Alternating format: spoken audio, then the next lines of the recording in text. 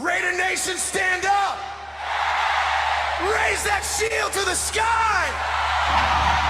From the bay to the desert, same fire in our eyes.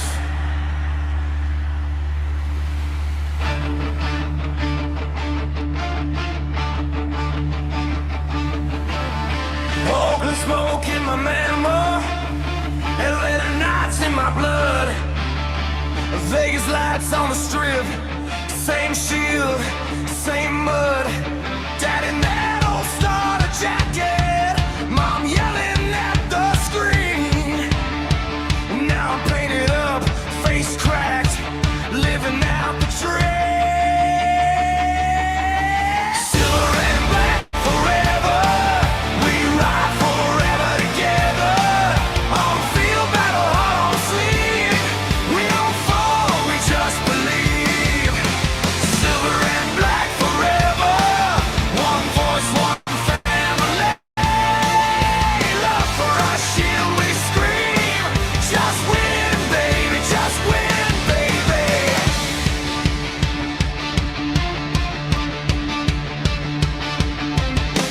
Parking lot feels like church, our flags waving in the wind. Raider Nation vets telling war stories, young kids learning how to grin. From the outer sea on concrete to the strip where the lights run wild. Every city, same heartbeat, same outlaw child.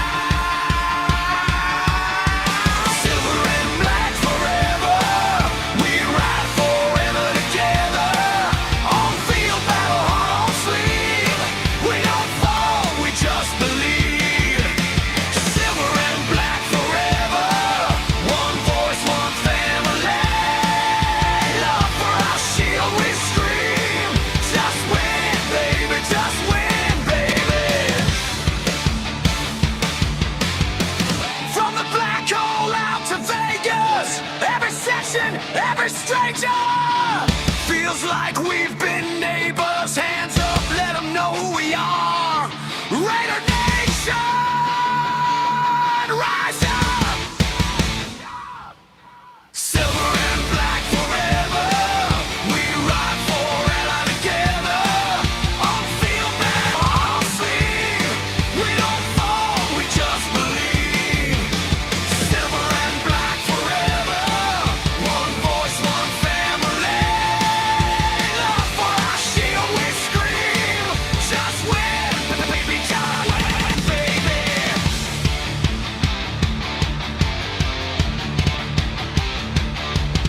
The curse is now lifted, so rise with our new gifted. Let's straighten in this night blade, it's time to fight.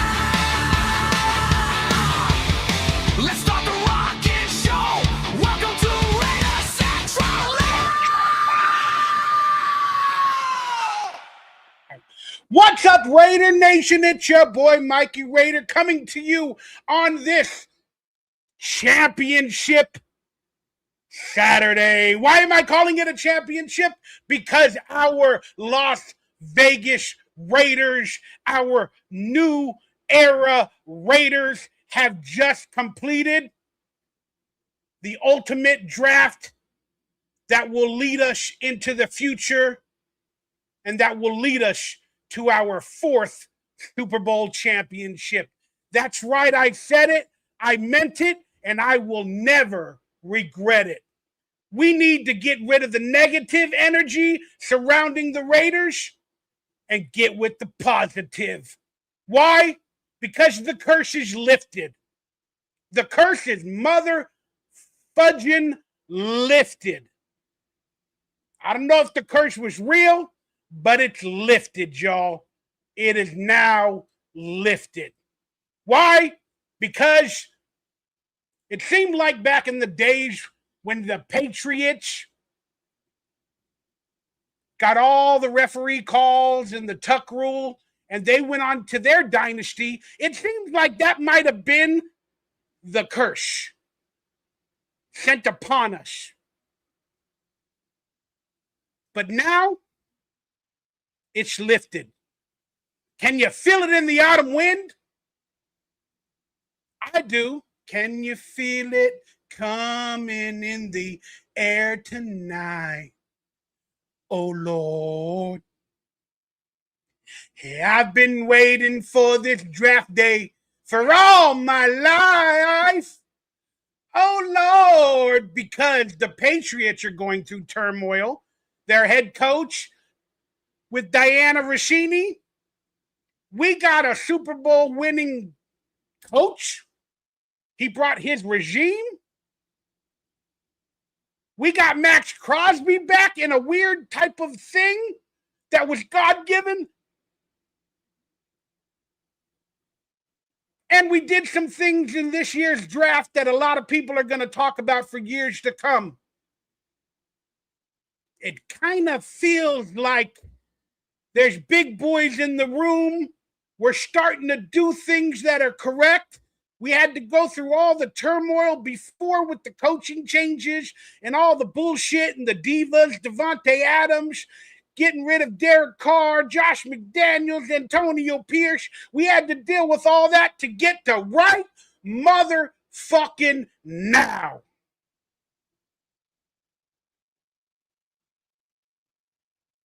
We are the new era Raiders, and I am done being a jaded, upset, pissed off Raider fan. The slogans mean something again to me. Welcome to RaiderCentral Live. This is my Las Vegas Raiders Championship 2026 NFL Draft Timeline recap, a graded review of every draft pick.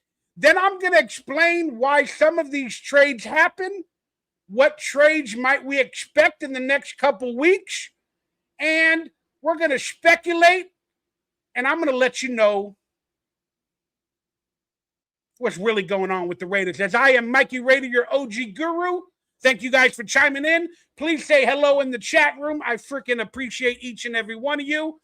This is my job, so if you feel like supporting, please hit that thumbs up, that like, that subscribe button. Consider becoming a member of this channel for early and more exclusive content in the days ahead, members-only live streams, and I have donation portals on screen during the show and in the description if you feel like supporting me offline through PayPal, Venmo, the Cash App, and whatever else is there. You want to buy me a taco? Tacos are about $3-4 nowadays. So if you guys would like to buy me a taco, I'd appreciate it. I have a little bit of a merchandise store down below, and I also have cameo shout-out videos as an actor. But we're here to talk about Raiders. Let me say hello to the people that climbed online early and often, and I want to respect them. We got Roni. Roni's in the middle. What's up, Veronica? And we got Richard Lyon. Mikey, what's up, bro? What's up, man? How you doing on this beautiful Saturday evening? I wanted to live stream my reactions for Saturday's day 3 picks like I did with day 2 and 1. But Mikey Raider, I'm talking about me in the third person, I got some health issues. Couldn't really get out of bed, couldn't really film videos. I had to rest and relax. And then I had to find out our draft picks at 5 p.m. after the draft. And then I decided I might as well go online, do a live stream for a couple of hours, recap the draft from my OG guru perspective, and let Raider Nation know that we are back, baby. Let's freaking go. You like that? You like the, you got the helmets. Got the helmets all around. All right, let's get right into it. Let's first get into some simple decisions that the Raiders did before the draft that might be of newsworthy moving forward. They had a veteran minicamp a few days back, and the players came out without helmets. That's right. Do we have any images of it? Let me see if we got it on screen. Bear with me. I have to produce the show live. The Raiders came out without helmets.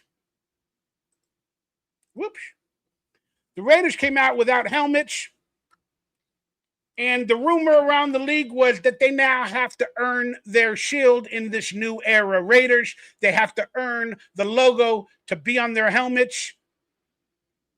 That's the rumor. They haven't spoke about it in the press conferences. I haven't heard anything about it. But we're going to find out the truth. Why? Because we just drafted players. And the rookie mini camp is this Thursday. So I want to see if these rookies come on the field without the shields. And I think it will happen. So I think the rumors are true. I mentioned this exact scenario many years ago on my channel. Many of you guys might remember it, but I wanted the Raiders to do this many years ago. Have a ceremony, earn your shield on the helmet. That way you're inspirated. Is that a word? Inspirated? But hey, that way you're inspirational in getting the shield. So go back and watch my video for more details called, something about the shield. I forgot what I called it. I made a video the other day on my channel. Go check it out. I'd appreciate that. Now, the next big story is that happened before the draft. All right, let me get it on screen. We're doing a timeline recap of relevant information, Raider Nation. So don't go nowhere. Hit that thumbs up. Well, somebody told the Raiders they need to build a draft room. That's right. They need to build a state-of-the-art draft room. And that's what they did. With the big old screens on the opposite side of the camera and on the sides. But that's the back wall that says commitment to excellence. And they spent, according to early estimates or speculation, they spent $150,000 to $250,000 on that room. I would think it was closer to $500,000. But again, technology might be cheap. I don't know how expensive the chairs are. But look, the Raiders needed something with Clint Kubiak to make a new era. And why didn't they do this years ago? You would think the minute they built the stadium, they would have had the draft room for Raider Nation looking this good. Why did it take a new coach, a new staff, and some new people to think of this idea? That's the Clint Kubiak effect. We are, honestly, the new era Raiders starting this year. I don't want to talk about the past. We only move forward. We don't exist in the past. We championship in the present, if you know what I'm saying. I absolutely love this draft room.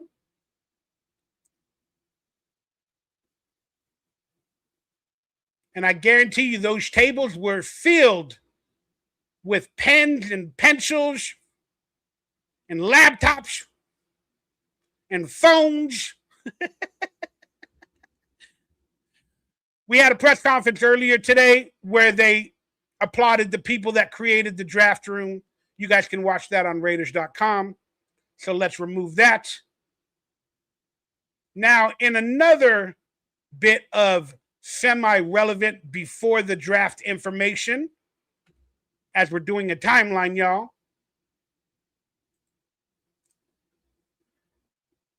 we had this information come out.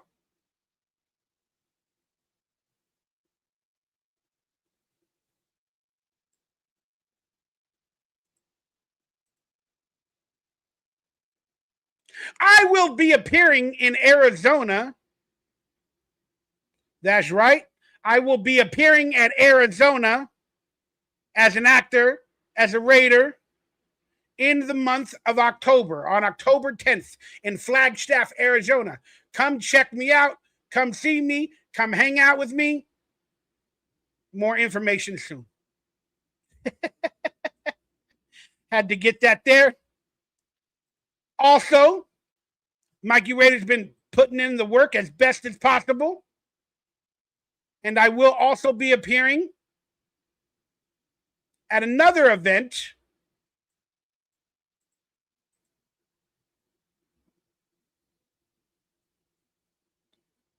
on Saturday, August 15th in Pennsylvania.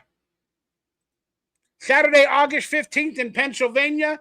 Stay tuned to this channel or hit me up on social medias and all the information will be there. Sorry, I gotta do that. I gotta make some money. I gotta buy some tacos. Gotta buy some tacos, y'all. Now, I want you all to go back and watch my RaiderCentral pre-draft primer party, my live stream. There's a lot of good information in there, and I predicted a lot of things that actually happened in the draft. Maybe you saw some of the clips or the reels or the whatever they're called, the shorts, and it was fun. That video will prove to you that I'm an OG guru, even though my mock draft didn't go so well. But there it is. All right, it's officially time.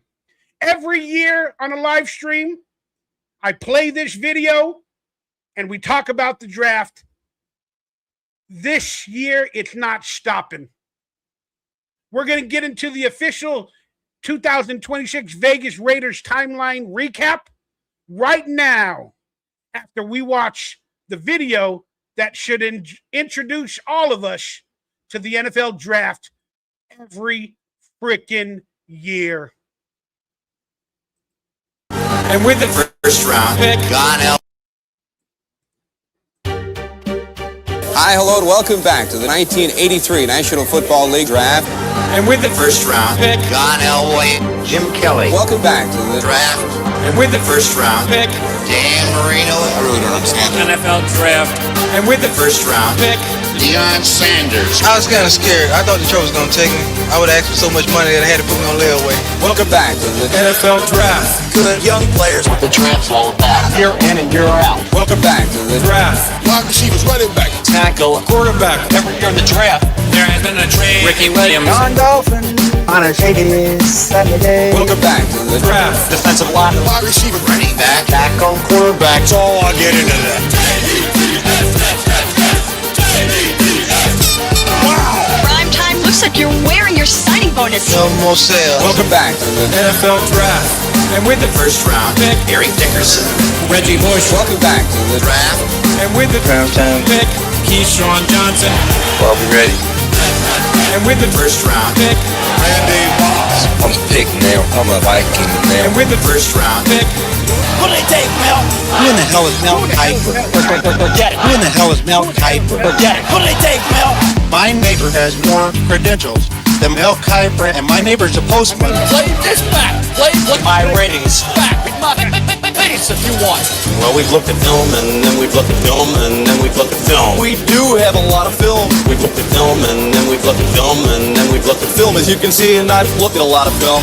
Find me a bus. Marcus Find me a bus. Tim Henry Find me a bus. Tony Mandarich. Bus. Achilles Smith, Chris. What?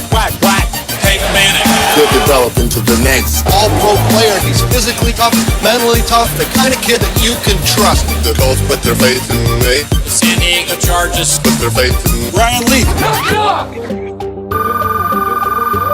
Hello? It's just the physical emotion of discomfort for the guy. This is human drama now. welcome back to the NFL draft. And with the First round pick, Mark Sanchez. Mario Williams, NFL draft. And with the First round pick, Atlanta has selected Brett Favre. Brett Favre. Brett Favre. Brett Favre.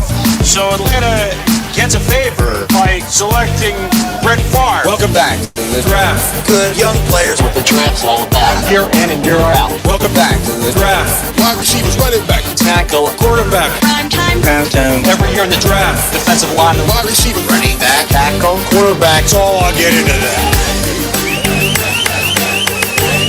Welcome back to the NFL draft. And with the first round pick, Sam Bradford, Eli Manning. Welcome back to the Draft. And with the first round pick, Donovan McNabb. Welcome back to the Draft. And with the first round pick, Michael Vick, Phillip Rivers. Welcome back to the Draft. And with the first round pick, Aaron Rodgers. Welcome back to the NFL draft. I've never seen anything like this.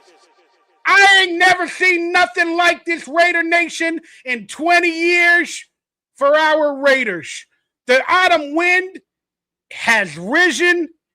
We are in the new era, and now we are building a championship structure, environment, a team. We are the new era Raiders. Now let's get into this official championship draft timeline, and let's talk about it, and let's grade these players, and let's go over the trades. And I appreciate each and every one of y'all for hanging out with me. He does this every year. I needed to make a Raider recipe this year.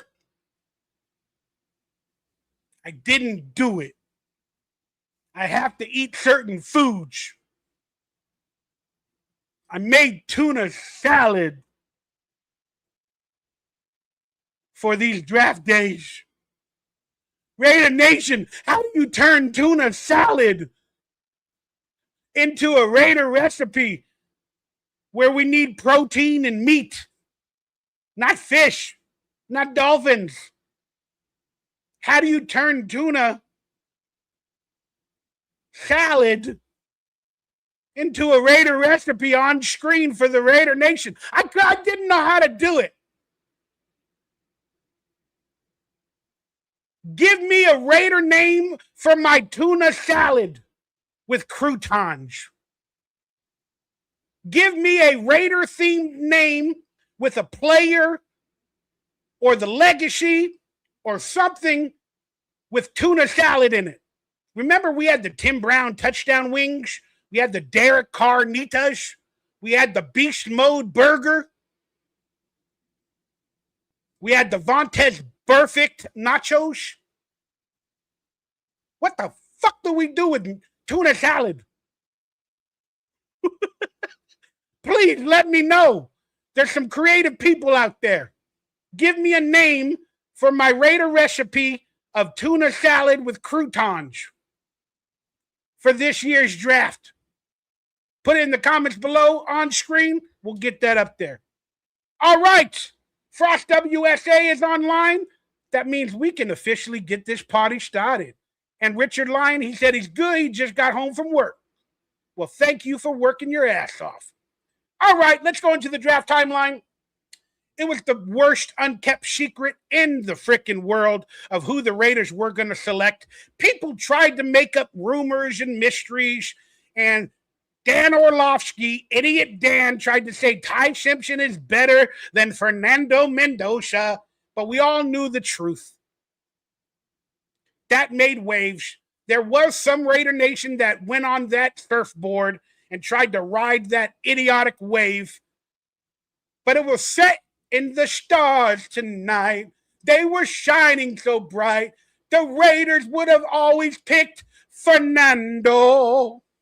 That's right, the Raiders with the first pick of the 2026 championship draft pick up Fernando Mendoza. A Raider with the last name of Mendoza from a Latin community.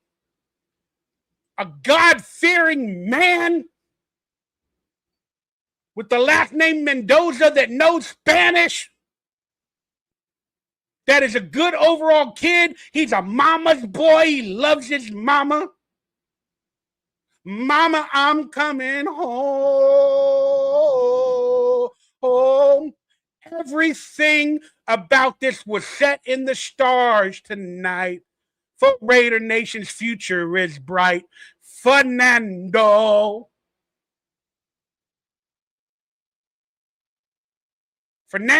Mendoza is now a freaking Raider, and we got ourselves a future franchise quarterback, and Raider Mike is supporting me, buying me a taco. I might actually buy a fish taco since we were talking about tuna with your motherfucking $5. But let's be honest, carnita tacos and beef tacos are probably $3, $4, $5 nowadays. A fish taco is probably officially $5. So thank you, Raider Mike. But YouTube takes like 35%. So I'm probably going to have to get a lengua taco. And speaking of my tongue, Fernando Mendoza is a Raider. What are your thoughts? How are you feeling? I am feeling fantastic. Now, we wouldn't be doing a service if we didn't address that the Raiders signed Kirk Cousins knowing they were going to draft Fernando. So all the reporters, all the press, all the Raider Nation, who's going to be the starter? Who's going to be the starter? They talked about it. It's going to be a competition. But let's be quite honest with you. Kirk Cousins is the veteran, should become the starter day one, because you don't want to throw a rookie. You honestly do not want to throw a rookie into the fire. Not all of them can handle it. Whether we think Fernando can or not, you don't want to throw a rookie into the fire like that. You just don't want to do it. And according to Spytech and Kubiak, the best advice for a rookie quarterback, highly drafted, the best situation is to learn and sit. Why would Fernando need to learn and sit coming off of the Heisman Trophy? Because Clint Kubiak's system is the West Coast offense. He has familiarity with Kirk Cousins with Minnesota and Janocko, the offensive coordinator. Fernando played out of the shotgun most of the time at Indiana. Kirk Cousins knows how to play under center more than Fernando.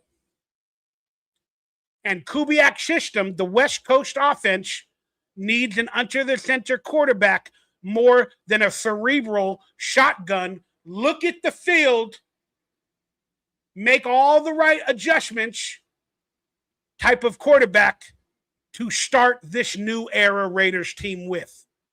Now, that doesn't mean Fernando will not be the starter, but it is a competition. Kirk Cousins knows it. Fernando's taking it on like a champion that he will hopefully be. And I'm not going to read too much into it. Let's wait till training camp and let's see what happens. We can all speculate what's going to happen during the season. A lot of Raider Nation thinks Fernando will be the starter by week 5. I pray and I hope that doesn't happen. But if he wins the job outright, it don't matter. We only got Kirk Cousins basically on a 1-year, $20 million deal. And if Fernando wins the competition, if he's just that guy, you got to throw him out there. So I can't wait for the preseason. I can't wait to see what Fernando does with this team. And I'm rooting for Kirk Cousins. I hope you all are too. Because a winning Kirk Cousins is better for this team overall. Welcome to the team, Fernando. Commitment to excellence is what you will bring. I am so proud to have you on this team, and welcome to the mother frickin' team. Mr. Hawk, say, Mikey Raider, you're an OG. Cousins is just a filler later this season. You think he's a filler? I think Cousins is the starter. And if he fails and falters towards the end of the season, that's when the stars at night will shine so bright. Fernando. Free Thinker, Mikey Raider, the OG podcast. I appreciate that. You're making me feel good. I love you. Raider Mike, I don't want to see Mendoza on the field until next year.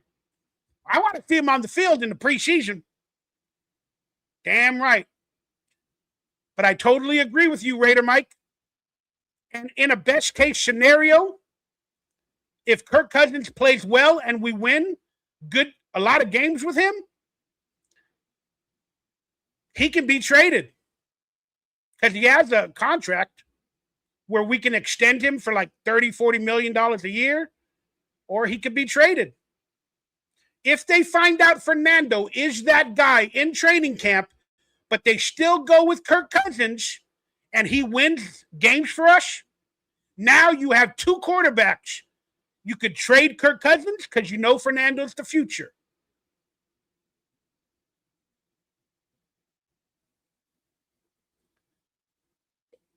That's a good scenario. If Kirk Cousins plays, doesn't do well, well, then guess what? You drafted the future. Maybe you put Fernando in at the last couple games of the year. It's like the Derek Carr situation. We know that Derek Carr was gone. And if they put Fernando in on the final 2 or 3 games of the season, because Kirk Cousins doesn't have it, well, we know he's gone as well too. So it's a win-win, either way you look at it. Hey, let's look at Fernando celebrating. I wish I could play the video on screen, but I don't want no damn copyright, y'all. Can't afford it. Don't want no damn copyright. Forgive me. There he is with his mother. And she has a disease. Is it cerebral palsy? I forgot what she has. But apparently he made history after the draft because his brother that you can't see on the left side, he forgot to high five his brother. So the NFL media said, oh, he bypassed his brother. But look, it was a beautiful sight to see. Fernando's brother also went online. Let me see if I can get that on screen. Fernando's brother, I don't know if he has a disease of, I don't know what they call it, like mental or whatever, but his brother, let me see how I get this on screen. Maybe we can watch a couple of seconds of it. Fernando Mendoza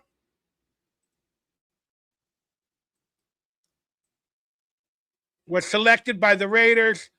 Let's watch a little bit of Fernando saying Raiders. How do you like how he said it? Let's see if we can hear that. Shout out to Raider Nation. Let's go. Raiders! Silver and black, excited to get to work. Let's go. Raiders! Sounded a little bit obtuse, Fernando, but we ain't going to hold it against you. At least you gave it some oomph on the second syllable. Raiders! Remember Antonio Pierce? Raiders! Who did it better, Antonio Pierce or Fernando? I'm going to say Fernando. But boy, he was excited. You could see it in his face. He knows Kirk Cousins is there. He's excited to get to work. There's going to be no bullshit, no competition. Shout out to Raider Nation. Let's go. Raiders! Let's go. Silver and black, excited to get to work. Let's go. People were saying he was drunk. He did all the interviews after. People were saying he had a few cocktails or mocktails. Yeah. I hope Sin City doesn't corrupt him if he has any of that stuff, or things in his life. I'm sure he'll be fine, but Mikey Raider worries. Mikey Raider worries about everything. There it is. And then let's see the draft call. I don't know how much of it I could play, but this is really revealing his beautiful mother. His mother is gorgeous, and he's a mama's boy.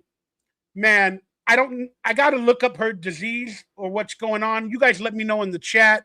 I'm a little bit worried is she close to death, or is there like a diagnosis of a few years? I really don't know that much about it. I'm not trying to be rude or anything, but like, he is such a good son. I can't imagine, you know, if his mother had a diagnosis like that, if something might happen in the next, 5 years or whatever, how he would react and how hard it would be to come back from something like that. But he's spending every moment with her. He's talking about her all the time. Is the dad getting jealous? I want to be honest. Is the dad getting jealous? He's only talking about the mom. But still, it's an interesting subject. Okay, MS, multiple sclerosis. All right, it's multiple sclerosis. Is there a timeline, or does it just get worse? The abilities? I got to look that up. I'm not too familiar with it. But let's watch his call. If there's music, I won't watch it all. But I absolutely love this. I love how it was filmed.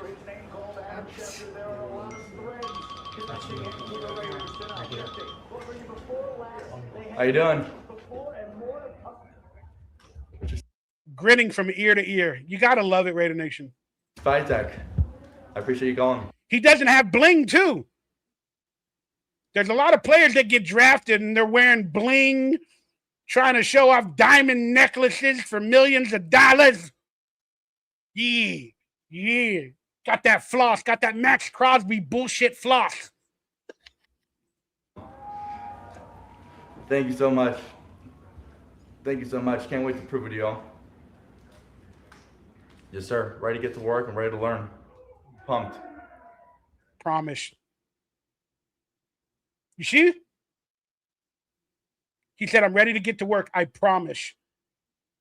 How many draft picks say that when they get drafted? Yeah, they say, yeah, I'm ready to get to work. I'm proud. I'm happy. I'm humble. I don't know how many people I have said gave an actual promise to their abilities. It's kind of cool. Thank you again. Bye. Now, this is something that's interesting that not a lot of people recognize or see. Whenever I hang up the phone on anybody, I am proud to talk to them. I always end it with an I love you. I always end it with an I love you. Why? Because everybody deserves love and everybody needs love. And we need to bring that type of emotional energy and respect and passion to everybody in our life. Everybody that's in my life currently, and if I'm talking to you on the phone, I'm dealing with you, I'm going to say I love you after the call. Fernando is talking to a coach, and he says, I love you. Let's listen to that again. To learn. Pumped. Thank you again. Bye. I don't think he fully said it. You guys can hear what you want to hear, but he goes, thank you. Bye. Rep. I thought he said love. And then I think he cut himself off. That's my perspective, and I'm going to live to it. Thank you again. Bye. He might have said welcome, but I'm going to say he said love you. There it is. Let's go. Hug his mom. There's his little brother on the left. We're going to watch a little bit of a video he made in a minute.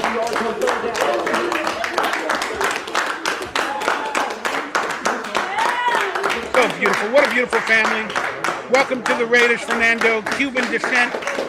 First Latino quarterback selected #1 overall. What a beautiful video, y'all. What a beautiful thing. And I heard rumors that Jim Plunkett or Tom Flores, whoever wore number 15, has given their grace for Fernando to wear number 15, y'all. That's beautiful to see. The Raiders are going to make it happen. Hostetler wore 15. I have a Hostetler jersey in my room as well. Now, let's watch the Wigger. Did Mikey Raider just go there? Let's watch the Wigger, Maxx Crosby, reacting to Fernando Mendoza getting picked. You can take what you want from it. He also released a trap rap music video on this day as well, so he could stay in the headlines, hijack the draft. He always wants his name in the news. Or he says, why is my name always in the news? But then he creates everything to be put in the news. I don't know. But let's watch Maxx Crosby react with a blunt, a cigar, apparently. Is he California sober? I don't know. But let's watch Maxx Crosby react with no emotions, from my perspective, to Fernando. And then he knocks on wood, bringing it back to the AP days, because he handpicked AP to be our coach. The Las Vegas Raiders select Fernando Mendoza.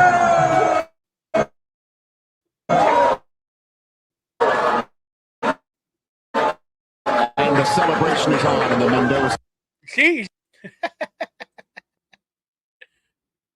And the celebration is on in the Mendoza.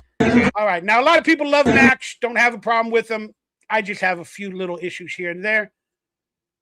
One of the awesome things at the draft this year is they were signing trading cards on the stage. And they presented the Fernando Mendoza #1 trading card for Topps. A 1 of a 1. And he wrote my first NFL auto on there as well. I hope they get to keep that. But is it going to be put in packs for people to buy? That is so freaking interesting, y'all. So freaking interesting. Man, I want to buy some packs, man, to get Fernando Mendoza's rookies. Now, right after that, about an hour later, the jerseys were available at the stores. They had to have printed or made these jerseys a week or two before. So they knew that he was going to be drafted in order to have these jerseys available that freaking day in all the Raider image stores across the United States. So I posed the question. They knew a pick a week ago to have jerseys available at the Raider image. Is that legal? Is that tampering? I doubt it, since it's their pick. But it's an interesting question. Let me know your thoughts. Because they had to start to print them weeks earlier to get them ready for the stores. I don't know. I don't know. But again, it was the worst kept secret in the NFL that the Raiders were not going to draft him. That the Raiders were going to draft him. What I was trying to say. All right. Now, speaking of Maxx Crosby, people have posted this meme of Fernando. This is Fernando 5 years after becoming a Raider and playing with Maxx Crosby.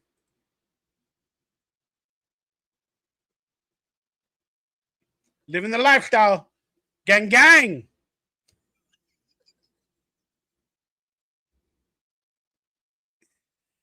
Hail to the nah, to the nah, nah, nah. Hail to the nah. That's why, in a weird way, we're going to see throughout this draft the players we picked. I am worried to have Maxx Crosby on this team as a mentor for the Raiders. I'm worried, y'all. I'm freaking worried.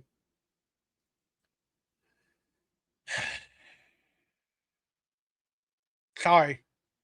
I don't think Fernando will be easily corrupted by fame and fortune, or Maxx Crosby. But I don't know. I'm just saying. Just saying. CTE Maxx Crosby ain't no joke. Let's quickly watch a couple of minutes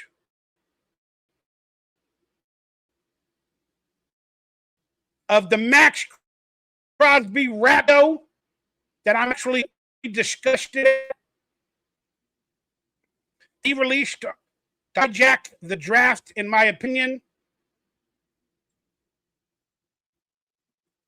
Let's get that on screen. Let me know your thoughts. He released a rap music video.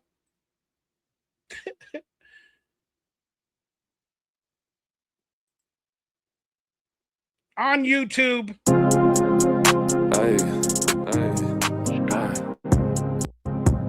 It's like 2 a.m. in Vegas type shit.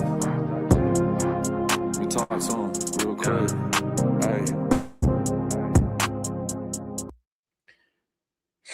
Smoking, presenting late nights on the jet, late nights in his $1 million car. I wrote, I'm utterly confused as Maxx Crosby released a trap music video about the hatred that he receives online from people. But then in the song, he says, I ain't going to talk about it. But you made a song about it, Maxx Crosby. You made a song about it. They don't want to talk about Maxx. Everybody talk about Maxx. Why am I up in the news? All I want to do is blast with my AK and my bitch.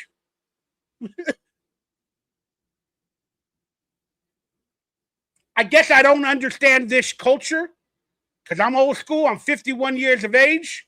I don't understand the culture, the streets. But he released a song about the hatred he gets online, but he ain't going to talk about it. And in my opinion, the song is filled with narcissistic tones and sharing his true values in life of money and fame. Then I wrote, great role model values, dude.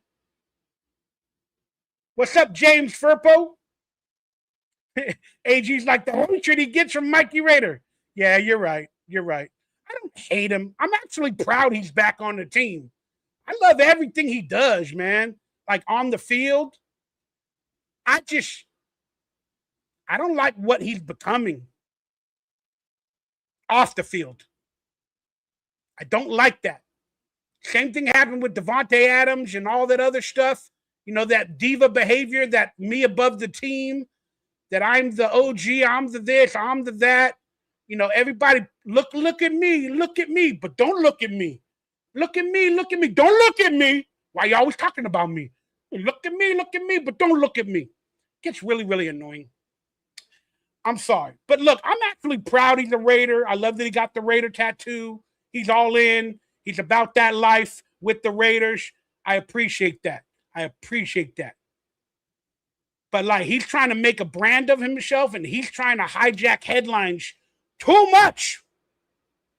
Now we're building a team of good character people and all that other stuff. And now 50% of Raider Nation has actually turned on him. Even though he came back to the Raiders from the Ravens, he said the word Flock Nation. He came back to the fucking Raiders. A lot of us are happy, but 50% of Raider Nation is like, shut your fucking mouth. I don't want to read your tweets. I don't want to watch your rap videos. This is not role model behavior. But a lot of people from the old school think this is Raider legacy tradition of being an outcast. And I'll be honest with you guys. Every team needs one. You need that one guy. You need that one Maxx Crosby guy that's weird as fuck, a little bit out there, on edge, but you hope he does it within reason. But you need that player that just don't give a fuck and has that Raider strength from the 70s, that Raider spirit, and he has it. I don't agree with what he does off the field, hijacking media and all that, talking about money and fame, and I don't know. I think he's California sober. That's my opinion. But every team needs one. So I understand that. And many years ago, remember, John Gruden was going to bench him or cut him off the team because he kept sacking Derek Carr at practice to set a tone. I ain't going to lie. That's the shit I love about Maxx Crosby. So again, that's my thoughts with Maxx Crosby.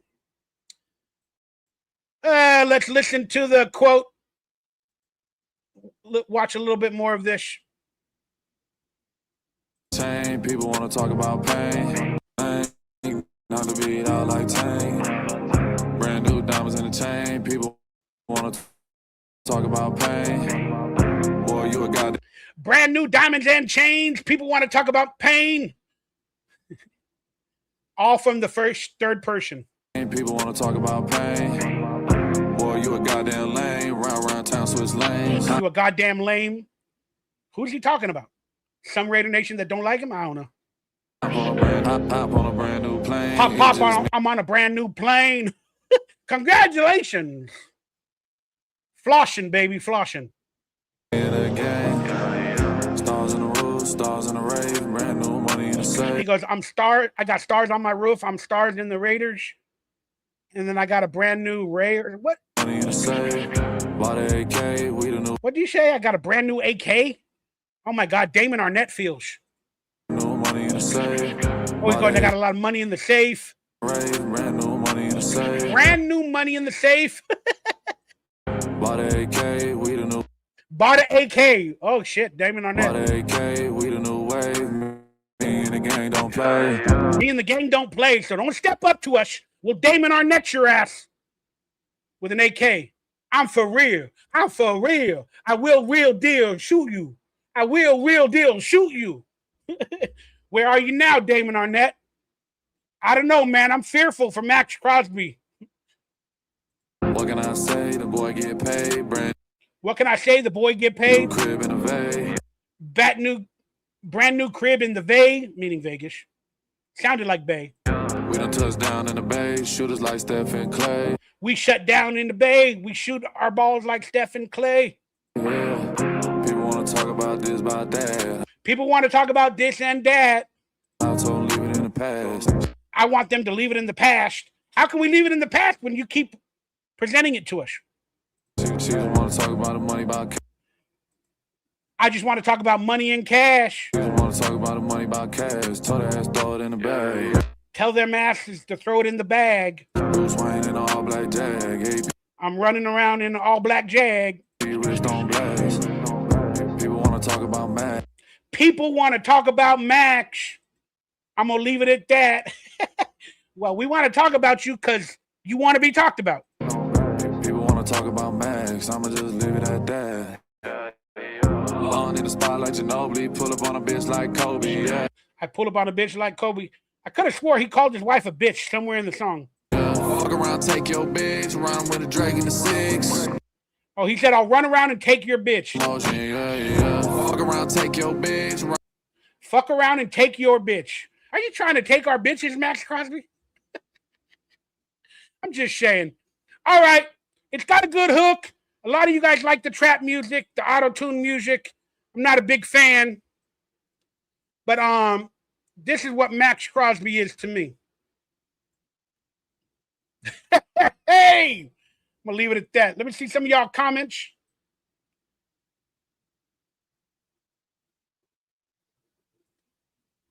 It's painful to the ears. Look, my generation doesn't know anything about that stuff.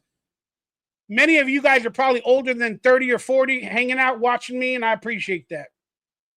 If we got the picks for Crosby, we'd be all set. He's on the wrong timeline on this team. But we do need a person like that. We do. We do. And I want him to set an example for some players, but it's interesting. AG defending Max, which is cool. Max is all right, man. He produces on the field and works hard. I'm not mad at I can't even speak. At his extra stuff off the field. He is not a high-risk player. He's just into himself. He's believing his own fucking hype. And that is a bad turn to go down. Losing humility. This team is about humility and being humble. That's all the players they drafted this year. I'm going to leave it at that. I have some concerns with Maxx Crosby moving forward. I don't know how long he'll officially jail if a little bit of off-the-field antics like this continue. And the coaches, staff, as long as he's playing good and doing all the right things, they'll let it go. But if something happens and there's still a little bit of off-the-field stuff, this might be Maxx Crosby's final year with the Raiders. And we'll leave it at that. What's up, Ray J. Raider? Good to see y'all. Good to see y'all. All right, now let's get back to the timeline. of the Raiders and who they drafted. We already looked at Fernando Mendoza in round 1. Now let's go with our second pick. And sorry, I have to produce all this stuff like myself, like put it on screen, remove it from the studio. Now let's, like I said, we're doing a timeline of the draft recap. I'm grading the players as we go along. And if I grade the Fernando Mendoza pick, I grade it in A+. If I grade Maxx Crosby, I'm grading him on a D. He's on a downward trend for me. All right, now let me get on screen our second draft pick in round 2. Go back and watch my reaction videos for more up-to-date information. Now in round 2, we drafted. There we go. This was a controversial pick for the Raiders. This was a hugely controversial pick for the Raiders because we traded down from 36 in round 2 to 38 with the Houston Texans. And there was a player on the board named McDonald. He was a defensive tackle, a nose tackle that all experts believed should have been drafted by the Raiders in round 2. A lot of NFL fans, Raider Nation, thought he should have been drafted because he was high on Mel Kiper's draft board. And he had a top 30 visit for the Raiders as well. And he fell through round 1 and was there for us at 36. Now, in a biblical term, the number 36 is 3 6s. I'm happy the Raiders traded down from 36 to 38. But that allowed Houston to pick up McDonald, the coveted player that was on the stage at the NFL draft that fell, that was supposed to be a first-round pick, and Raider Nation wasn't having it. Raider Nation wasn't having it. Thank you, 213 Vibes. I don't have an old channel, man. I lost my channel many, many, many years ago. This is my new channel. It's been for 5 or 6 years now. But a lot of Raider Nation did not understand this pick, this move down, why they didn't get McDonald, because he fits a need.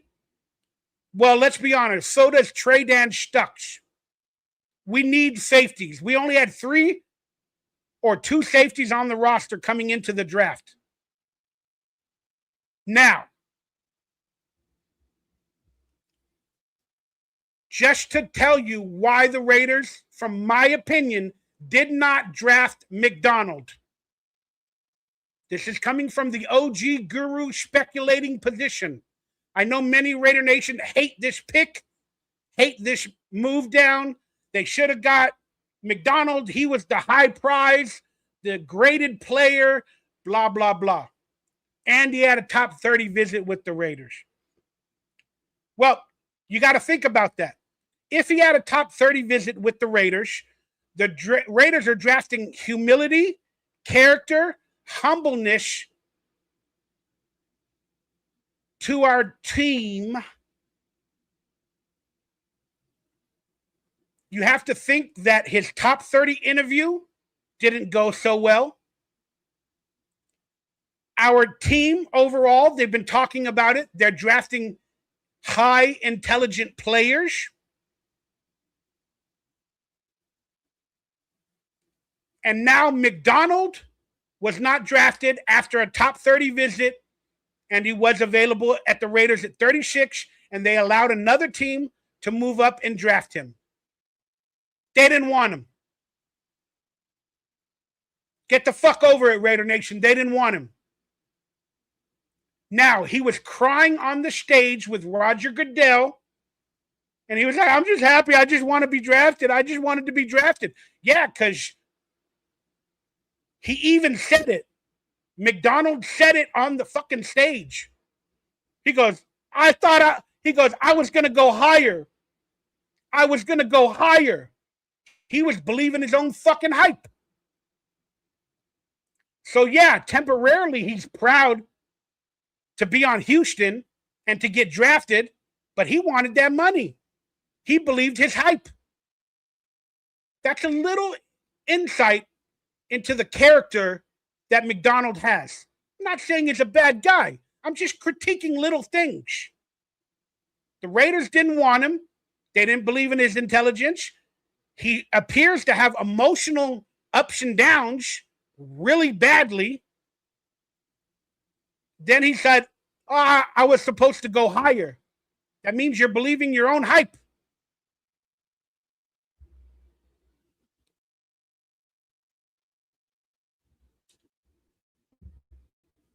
Raiders got their guy in Tre'Davious Stucks, safety. Now, this guy is of high intelligence. I watched some of his highlights, and I have to say, this guy goes after the ball. Goes after the ball. He high points the ball like receivers should do. He does it as a safety. He fits a need for the Raiders. I absolutely love this pick. We got our guy. Whether Raider Nation had him on our board or not, we got to trust in the process. And they did not want McDonald. They wanted Tre'Davious Stucks. Now, let's see. AG, the always contrarian to every one of my opinions, but I love you, brother. Defensive tackle Caden McDonald, Ohio State is the real deal. I had him, or defensive tackle Lee Hunter going to the Raiders. I'm sure he's the real deal. I did watch some of his highlights. Even Mel Kiper said he needs to put it all together on every play. But still, the Raiders had something for the end of the draft at that position that we'll talk about as the show moves along. Stucks is pronounced Stukes. Thank you for the clarification. Now, let's see if there's any video or anything of Tre'Davious that we can watch for a couple of seconds so I can just talk about that pick a little bit.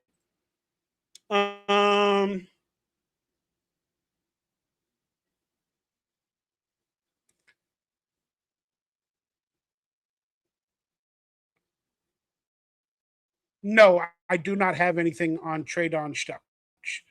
But still, you guys can watch highlights at another location and another time. I love this pick. This pick is freaking awesome. It fits a need. And they also reunited him with another player as the draft moves along. I grade this pick. I'm not going to go off Raider Nation's grade of why they didn't get McDonald, how they made the biggest mistake in the freaking world. I grade this pick a B+.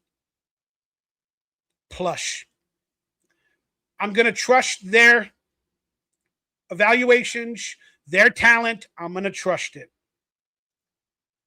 Do I have it on screen? Now let's get to the third round pick.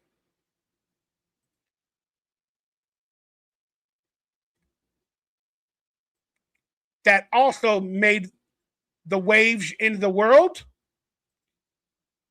The Raiders picked up. Can we get it on screen? There was an issue with your file. Why? Why was there an issue with my file? Try it again.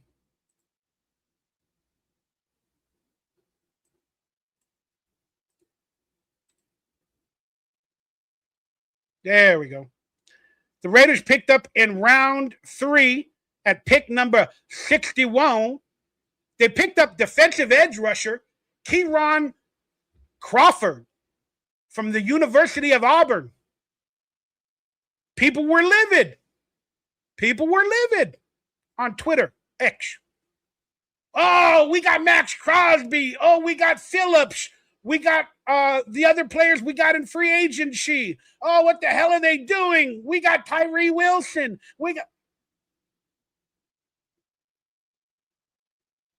This guy played opposite of Falk. at the University of Auburn.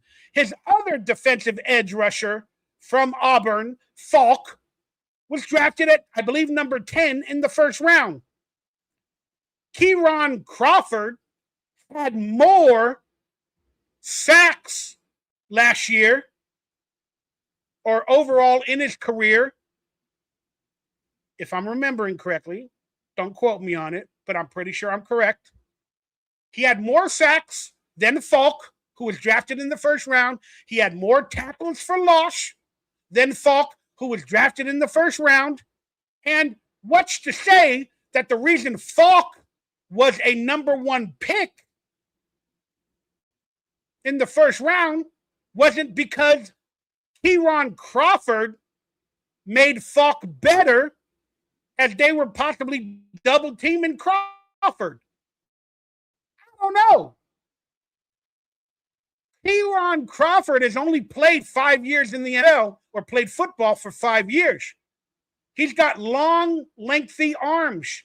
He could play coverage, the linebacker position, or he's a purebred defensive edge rusher off of the edge. I watched his highlights. He's got some slinky-ass plastic man type fucking moves. Now, the Raiders are going to possibly play a 3-4. From all the knowledge that I know of, the Raiders are going to play a 3-4. So that would equate 4 linebackers. Some of them are going to be called defensive edge rushers. Kieron Crawford could be one of those people. We could have 2 defensive tackles, Maxx Crosby on the other side, and then we could have a couple of linebackers that go from left to right as an extra defensive edge rusher off the field. I freaking love this pick. I loved his highlights. I fell in love with each and every single one of them. And I grade this pick. I'm grading it an A+. From Mikey Raiders guru, analytics, and from what I've seen in the highlights and the videos of his character and who he played with, I'm grading this an A+, y'all. I'm grading this an A+. Respect, Mikey, you are more of a Raider legend than Maxx Crosby will ever be. I doubt it. But thank you for that. That makes me feel good. I hope Crawford shows out. He seems to have a relentless motor, just lacking experience. Yes, you are definitely right there. He is well athletic, running all over the field, all 3 downs. He'll play wherever they need him. And outplayed Falk. That's right. Stat-wise, he played him out. He is going to be a player to keep a close on. People are calling him a prospect. And they're like, why would you draft a prospect in round 3 when you have other players at the position? Blah, blah, blah. Because we drafted Tyree Wilson a few years earlier to be this player. And he's now the bust. And I knew, I even said it on X. People were like, why did they draft Crawford? Blah, blah, blah. I go, because he's a Tyree Wilson replacement. Simple. I knew, I said it in my previous video, that whoever they draft will be a Tyree Wilson replacement. And they will start ahead of Tyree Wilson, and Tyree Wilson is and will be on the chopping block, and that's exactly what happened. Tyree Wilson was officially traded, y'all, because of the draft pick of Crawford. Tyree Wilson was officially traded to the New Orleans Saints. Let me see if I can get that image on screen, just so we can talk about it. So this is the repercussions of drafting Kieron Crawford, was the trading of Tyree Wilson. All right, I don't have it on screen, but we all know what happened. Good riddance. He's going to the New Orleans Saints. But that's the reason Crawford was drafted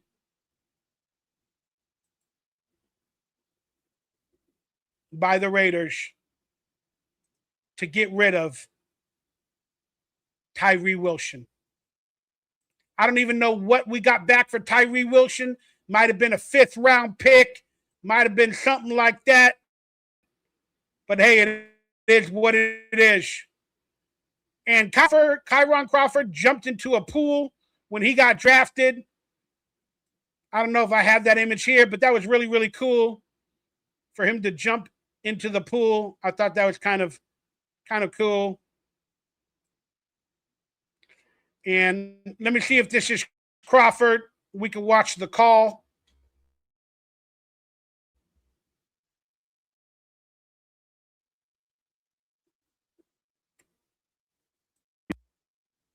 Let me see if this is Crawford. I don't have to tell you that you got to bring your best because I know you're going to get it. So just come up here and be you, and be a great teammate. We're looking. I believe that's Crawford. I might be wrong with the call video.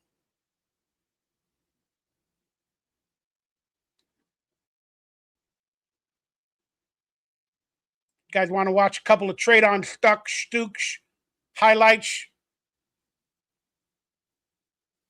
But that's the, sizzle reel that they play. Here's Crawford jumping into the pool. There he is.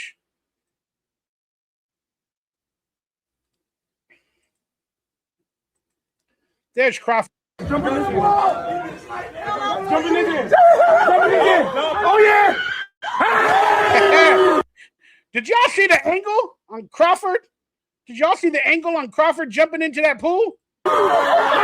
I'm telling you, man, this guy is athletic. He is toned. He's got all the physical abilities. Look at this. He should damn be a pool diver or something. Look at the hell it is. Oh, yeah. Look. Perfect form. Athletic specimen.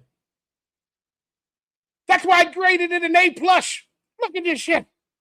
That's an A+. That's how he makes love to his girlfriend. The stars that night will shine so bright. I'm playing against Fernando. This guy is a diamond in the rough. We found a hidden gem opposite of Falk. And I'm going to stick to my words, man. This guy will be a starter. Again, I don't know how to say it, but he'll be a starter this year and he'll play a lot. He will contribute early and often this year, barring any setbacks. This is a great draft pick. I grade it an A+. Also, in the phone call, apparently he had a visit or he talked to the Raiders on Zoom, and he wore a silver and black outfit. He was sucking up to the team, and that means he wanted to play for the team. So I am so thrilled to have Crawford on this team. I graded an A+. I graded a freaking A+, y'all. I'll move it down. Now let's get the next picks on screen as we go through this draft spectacular from my perspective. Now, sorry guys, I have to produce the show myself. Let me add the image file. Now the Raiders drafted to end out day 2. They drafted an offensive lineman in Trey Zune III out of Texas in the A&M. And versatility and accountability ruled the draft so far. This guy was listed as a center, according to the highlights. Then the Raiders drafted him at guard, according to the positioning. but he's also played left tackle. He has played right tackle on many occasions, and he's played center.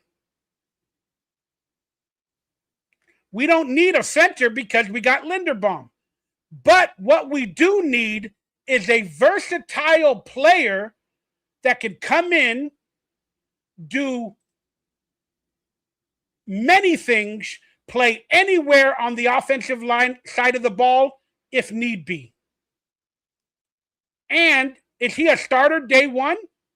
He might be at the right guard position, but he will practice in training camp at multiple positions. And he has experience in all the positions. And you got to think, he's listed as a center. Well, why would the Raiders draft a center? Well, like I said, because he's versatile. But more importantly, he played most of his career in college at center.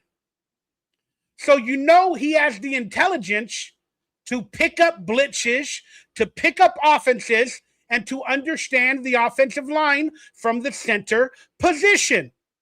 But because he's versatile and he's played everywhere, left tackle, right guard, right tackle, left guard, he knows intelligently all the positions on the field. The Raiders drafted a versatile player that could get it done in any position if need be. He is a big boy. His highlights, he's always out in the field, blocking for the running back. He's always 10, 15, 20 yards down the field, even after a running back makes a big run. And he can swing it on the outside. He is really big and built. He needs to finish stronger and longer. He needs to finish stronger and longer. Even when he's making love to his girlfriend or his wife, he needs to finish stronger and longer. But he's down the field and he has athleticism and he's a big boy. We can mold him in to anything we possibly want. Hopefully we got a good offensive line coach now this year under Kubiak. And I'm going to be honest with you guys.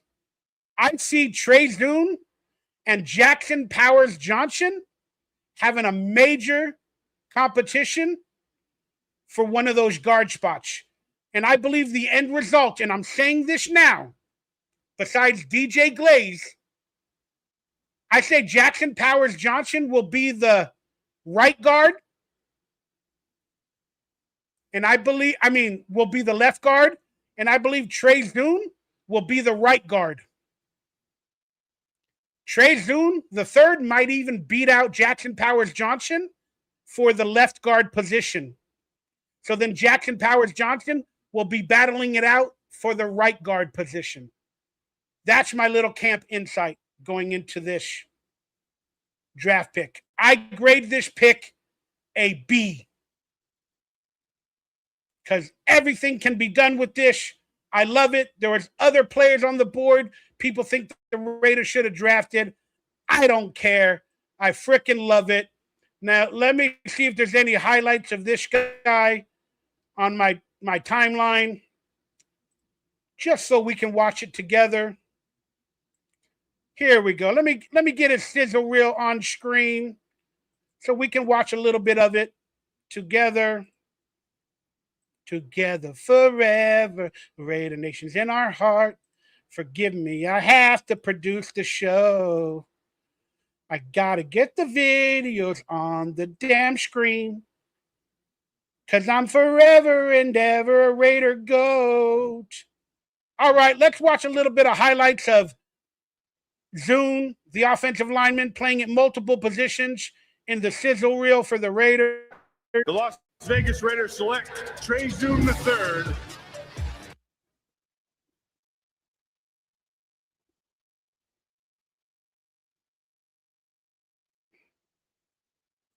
Look at that. Left tackle. Now, you guys see what I'm talking about? He's at left tackle here. He's at left tackle. Colton Miller ain't getting much younger. He's at left tackle here, y'all. He's at left tackle here, y'all.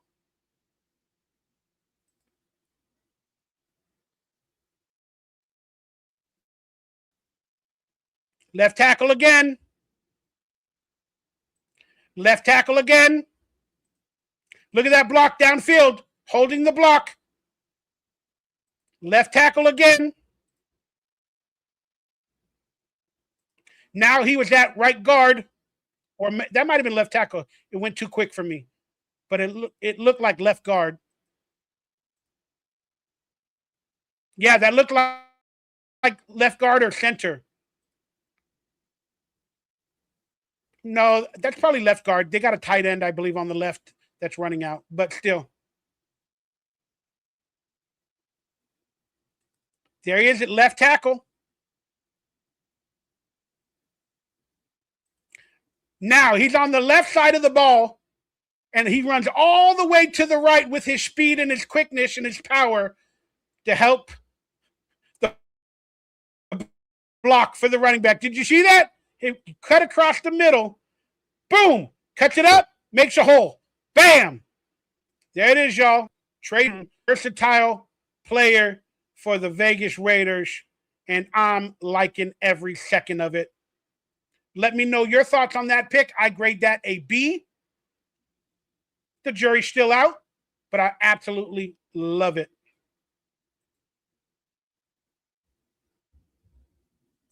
Thomas said, my God, this team is on the right track. They are.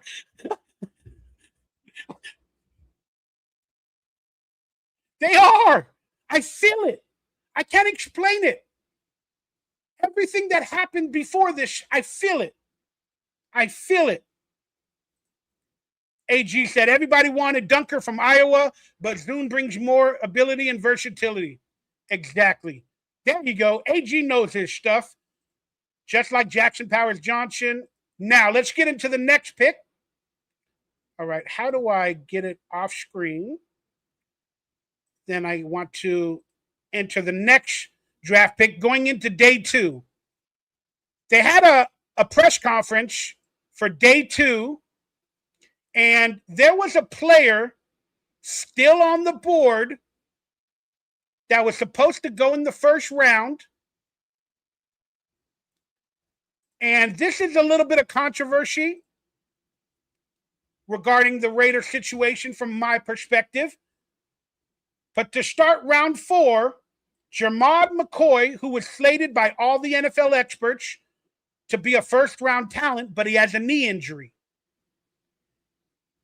And even Mel Kiper during the draft, who in the hell is Mel Kiper? Even Mel Kiper during the draft kept saying, I can't believe Jermod McCoy is falling. I can't believe Jermod McCoy is falling. So now all of the NFL teams are on notice. Now we're going into day 3. And now NFL teams have the entire night to think about their draft picks. And maybe they should take a flyer on Jermod McCoy, the cornerback out of, I believe it's Texas. He fell. Now, I love this pick, first and foremost. The Raiders went out there, they got their guy. Again, I don't know his intelligence level, his communication skills, but he is an athlete. He is a competitor, and he's coming off an injury with a knee injury. He might receive another surgery, depending on what Alex Guerrero, the Raiders' Tom Brady's boyfriend, does with Jermod McCoy after they look into his health. But they said that they did their research, and they believe he'll be a positive to this team. So here's the scenario that I don't understand, and I spoke about this on one of my draft pick review videos from the other day. Another team moved up. I think it was the Cowboys, moved up one fucking spot. One spot to get their guy. And I called it out in that video because it doesn't make sense to me. So I made fun of the Cowboys for doing just that, moving up one spot to get their guy. The Raiders did the exact same thing. If my information is correct, when I woke up late in the day and I read what was going on,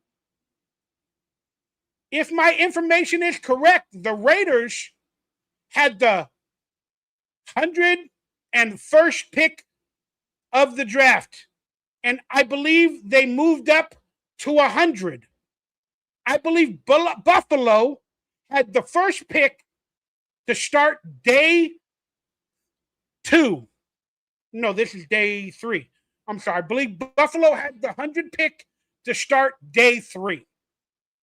Please help me out, Raider Nation. I didn't get up to date with all the draft picks and the trades and how the Raiders moved up and down today.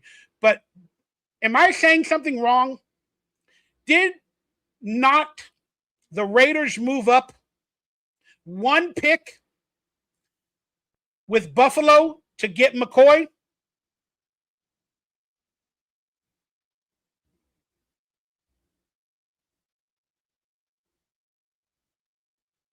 I'm asking, please answer me, especially UAG, did Jermod McCoy, did the Raiders move up one pick with Buffalo to draft him at 100? It says on screen 101. I think that was a misnomer. AG, you're saying I'm correct. Okay. This is why, not that I hate the pick. I absolutely love the pick. But this is why I hate it. Hey, what's up, Jake Long? Love your avatar, by the way. My favorite player, Tim Brown. This is why I love the pick, but I absolutely hate the trade. Whoops. I dropped water. I got to get a towel.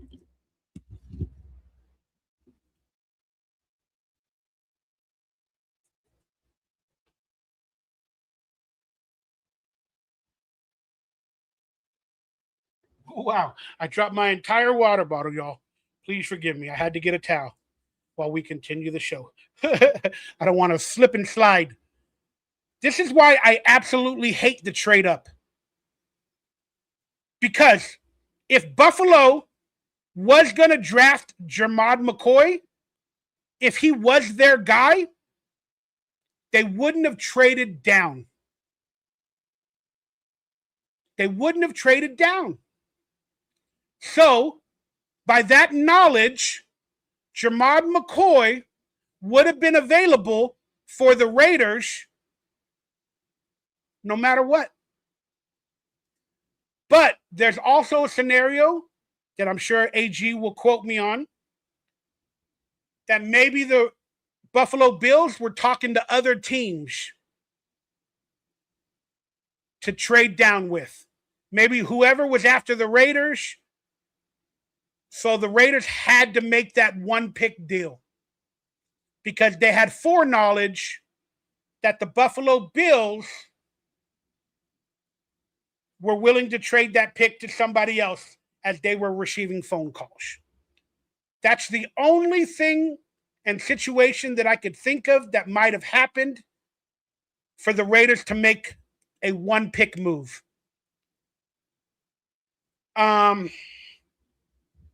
But that just proved the Raiders wanted him after day 2. And they did whatever they needed to do to trade with Buffalo to get their guy. But I still think they would have got him at pick 101 or 102 or wherever they officially were.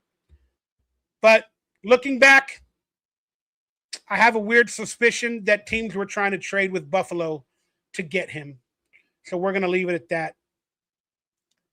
But man, that same knowledge that I just presented goes to the Cowboys earlier on day 1 or 2. It's just, but I guess if you want to get your guy, we didn't give up that much. So it's not a big deal. But we got our guy, man. We got our guy.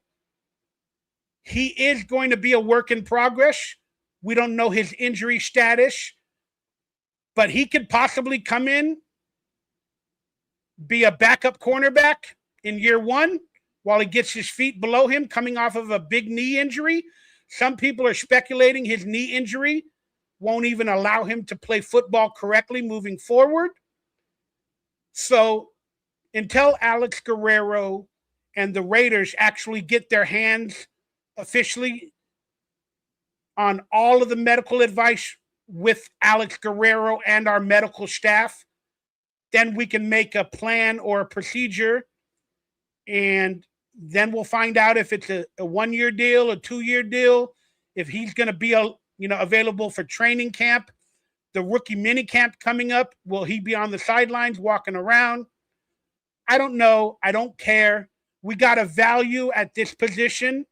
We got a high touted draft pick that might, in the next couple years, come back to football shape and form, and he'll be a starting cornerback moving forward for the Raiders.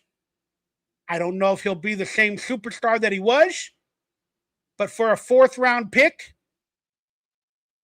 this is the area you take a chance on, and the Raiders did just that. Now, this brings me back to the other Raider drafts, like with Tyree Wilson in the 1st round, where they drafted him at 5 overall or whatever it was, with an injury. You don't draft him in the 1st round with an injury. All the NFL teams let Jamad McCoy fall. Then when the Raiders saw it, the writing on the wall, they had a night to sleep on it. They went out and they got their motherfucking guy. I absolutely understand this pick. Don't understand the trade up. But they got their guy, and I'm grading this an A because we don't know what he will become. But guess what?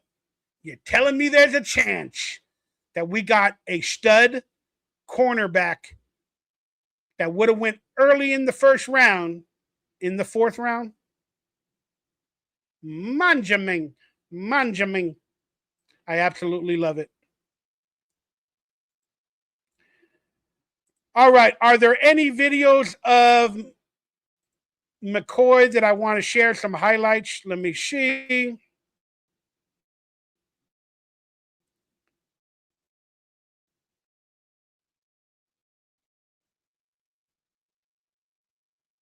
A highlight.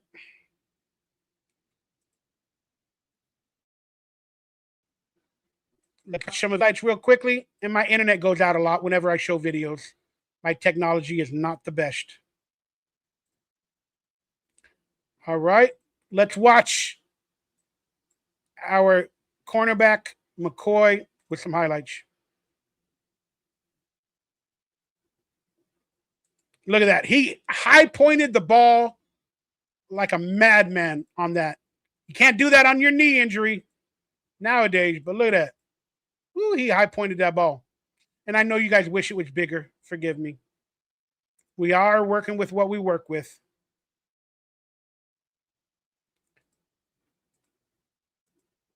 High-pointing the ball. Jumping up to get it. He's a takeaway guy. Pass, block, attention. Tackle. Pass breakup. Perfect interception. Always finds the ball. He's got some speed too.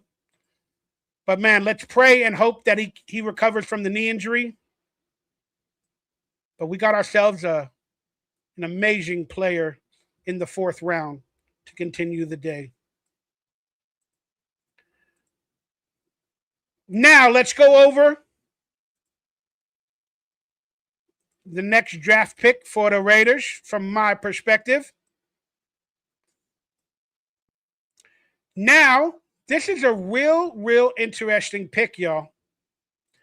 There's a little bit of controversy surrounding this pick as well. Raider Nation on Twitter has controversy about everything. We picked up Mike Washington Jr. out of Arkansas, a running back. This guy, in my opinion, he's a goal line running back. Why would you draft him? You got a running back in free agency. You drafted Ashton Jeanty last year. And why would you draft Mike Washington? Because you need 2 running backs in the NFL. Seattle Seahawks ran multiple running back schemes with Clint Kubiak. You need 2 high-powered running backs.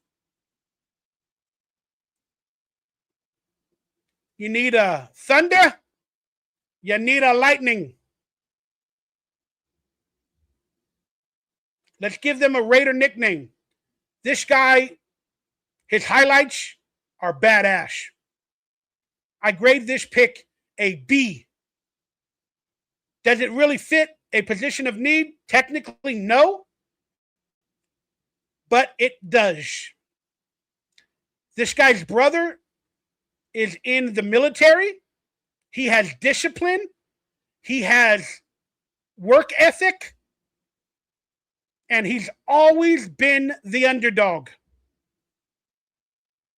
And he breaks tackles. He is big-framed running back built on top. They could use him on 3rd downs as the goal line running back that a lot of teams in the NFL employ 2 running backs, like a goal line, like a bruiser, like a like a Thunder.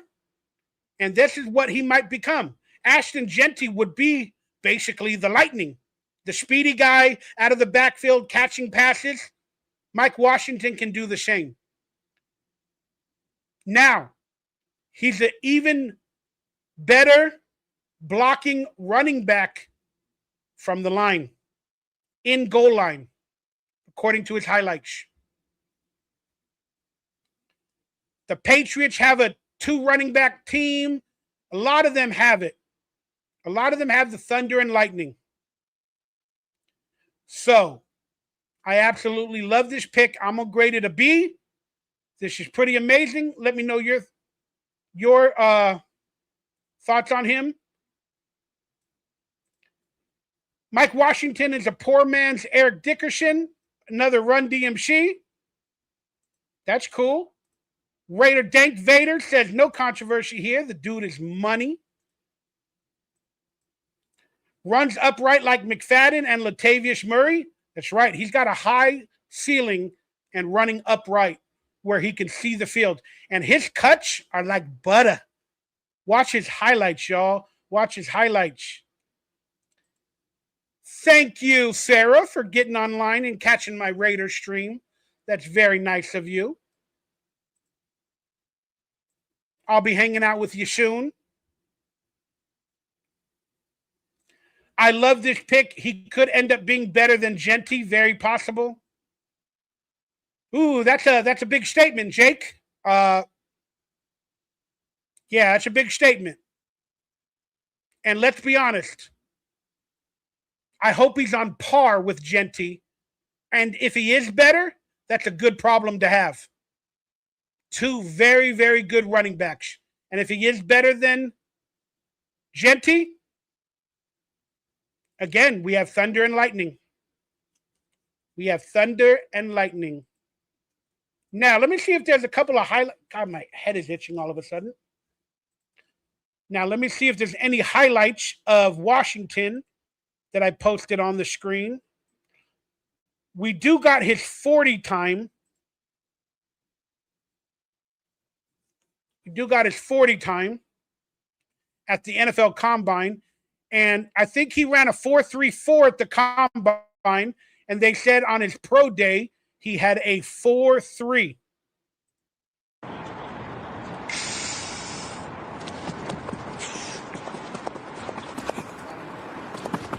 Well, guess where else he looks fast? Wow. Wow. 4.33, y'all.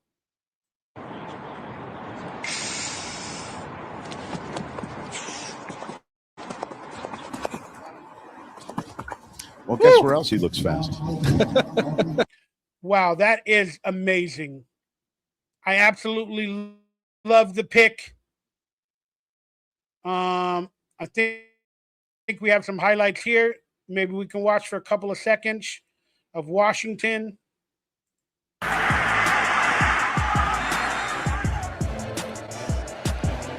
Up the middle, up the gut. Bam. These are the sizzle reels, y'all. These are the sizzle reels. I don't want to air the audio. Sorry, what happened? I have no clue.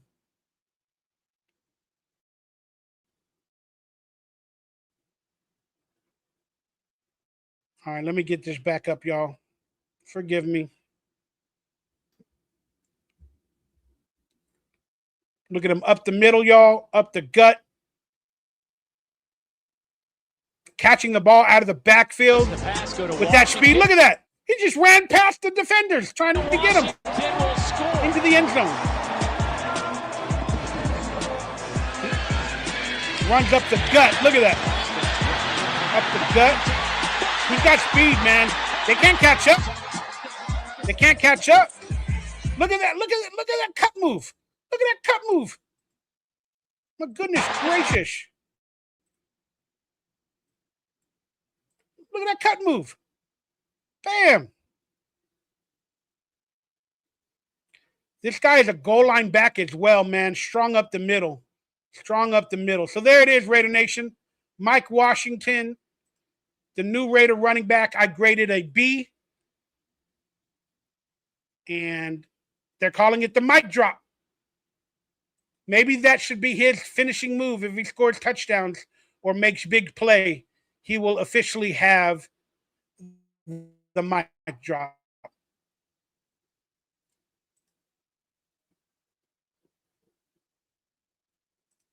Mike Washington is now a Raider. Now let's get the next draft pick on the screen as we go through this order. Thank you all.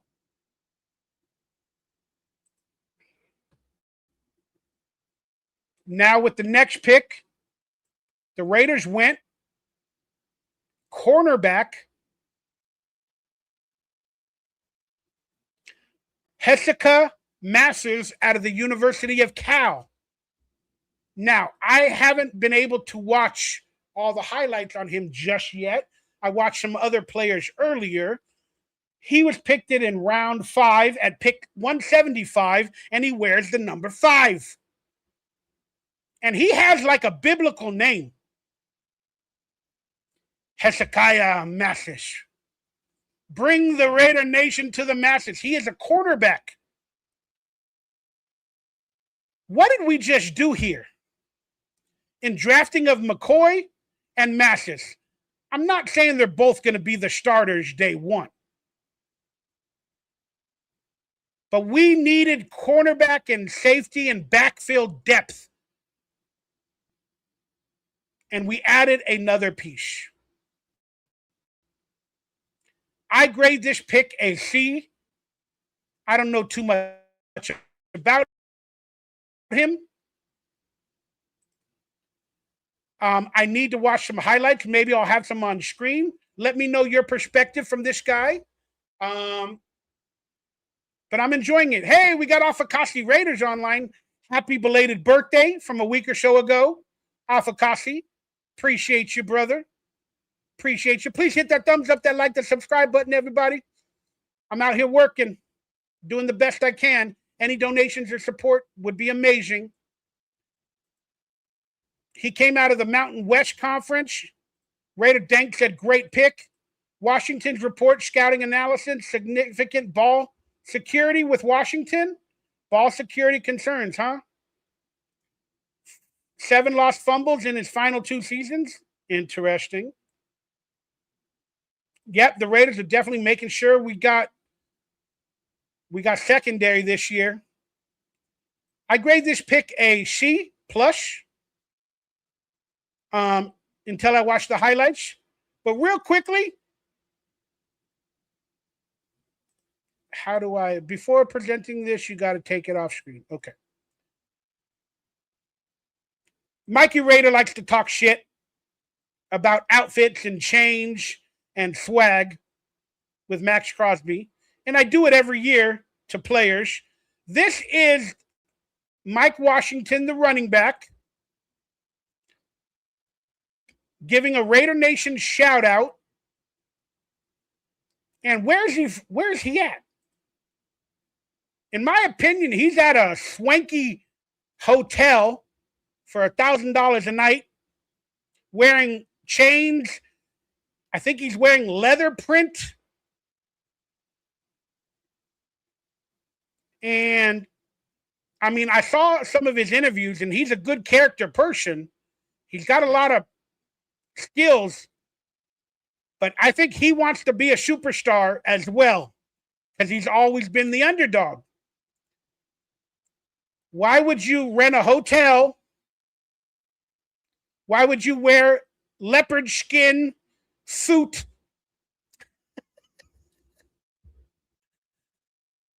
on draft day at a hotel with nobody around?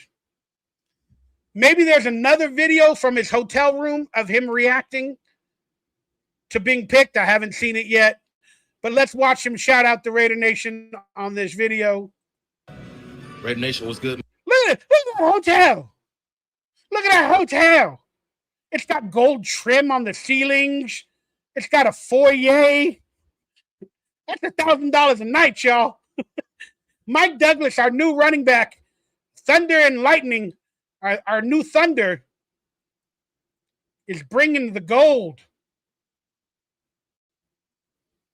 Look at his necklace. Look at his leather print outfit.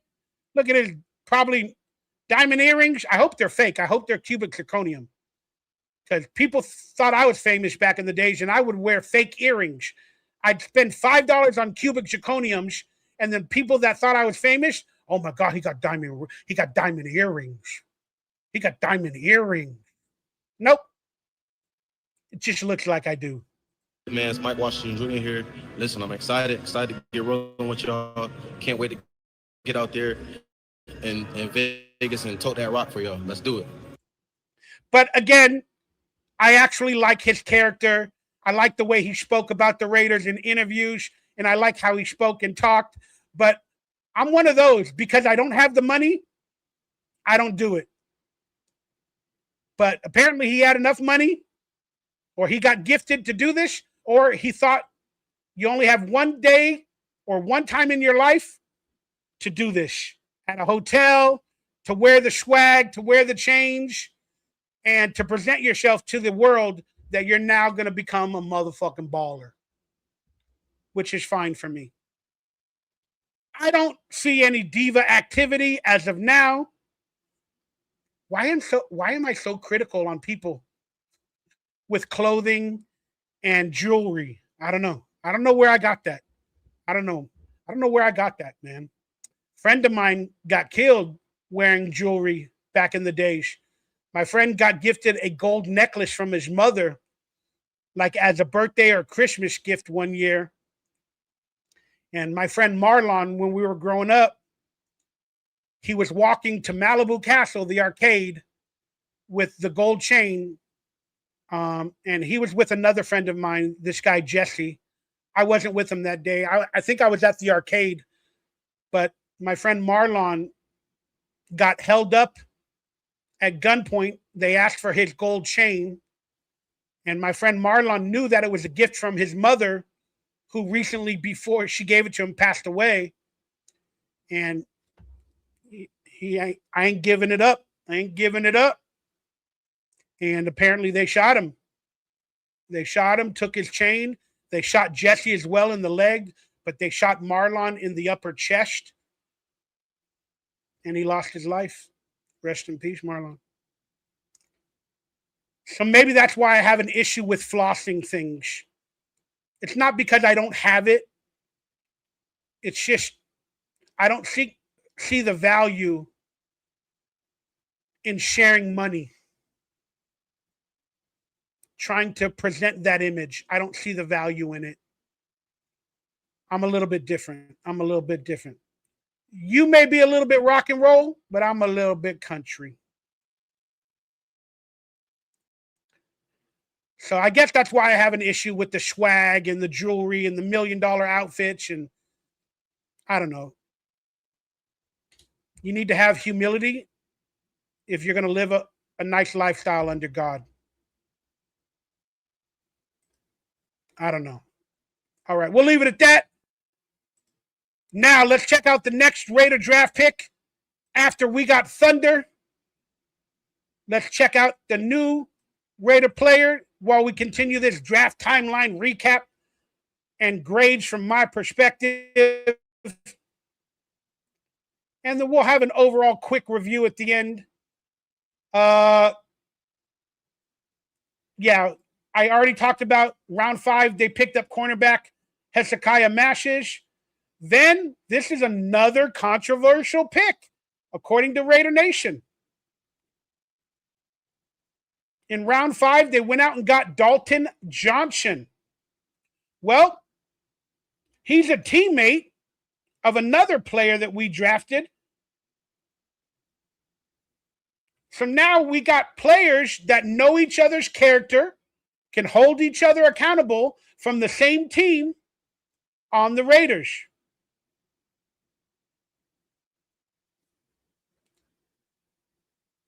They're going to help each other in training camp while they get acquainted with the team.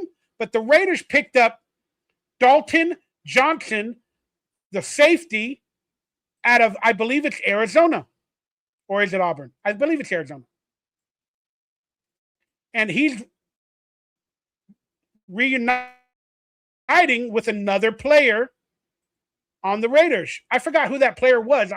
My brain sometimes. But his teammate is now on the Raiders, I believe. Or is that the teammate from Auburn? I think it's from Arizona. Yeah. I think that pick's coming up. Forgive me. I might have spoke too soon. But let's watch some highlights of Dalton Johnson. We added another safety because we had a huge need at safety for the Raiders. So let's watch some Don't Sleep on Dalton sizzle reel highlights from Arizona. West Coast team, time frame reuniting with a teammate that we'll talk about in a minute. There it is. He's a big run stuffer from the safety position. He can run upfield. He can manage the middle of the field. Look at that. He undercut the ball. He knew right where to be. He tracked the quarterback. He went and he got it. Tracked the quarterback, found the ball. Let's call him the tracker. Dalton the tracker. They're tackling in the backfield. Tracking the ball. Tracking the ball. And he's got a little bit of swag. There it is, y'all. Dalton Johnson for the Raiders. I grade this pick a C+. I could even bring this back to a B- because he's reuniting with a player from his team. They're going to have a chemistry. They're best friends from the early videos I've seen. I'm absolutely loving the pick of Dalton Johnson. That's right. We got both safeties from Arizona. That's what it was. We got both safeties from the Arizona defense. Now, we need to look up the Arizona defensive stats of the team in the backfield because they probably had a really decent backfield in Arizona for us to get both of the safeties. Now, when we're talking about the Raiders and Kubiak and this new era Raiders, why would they draft teammates? Because they have a chemistry. They worked together already with the Arizona Wildcats. Remember the movie Speed? You're a wildcat driver when Sandra Bullock was driving the car with the Wildcat sweater. But they have chemistry on the field. They know how to interact with each other. They know how to put each other in the right place because they played together at Arizona. So now they're coming to the Raiders in camp, being best friends, having played together for multiple years. Now they're already coming in 10% better because of their chemistry that they were playing together at Arizona. That's what you want to do if you're the Raiders. You want to bring them into a situation and have them feel a little bit of familiarity. I absolutely love and appreciate the way the Raiders defensive coaches and the coaches and everybody went about this draft. And they went almost all defensive in free agency. And they went almost all defensively in the draft. Now, we have multiple needs at wide receiver and other positions, but the players did not fall to the Raiders at the time they wanted them to fall to. So like I said in the other videos, the Raiders staff pivoted, like in that Friends episode, pivot. And they decided, let's go defense. Let's get the best player on the board of a position of need. Let's pick up McCoy. Let's move up to get our guys. Because the draft is not falling as we hoped completely. But now we can address the defense in free agency with veterans. Then we can have rookies drafted on defense for the future. We have a really young team. I'm going to be surprised to find out our team's average age at the end of this. Again, will it translate into wins and everything else? I don't care. We have a young nucleus. As it says down below, we are the new era Raiders. I absolutely love what they're doing, and I'm very excited. Now, with the next pick, the Raiders went out and picked up to close out day 3.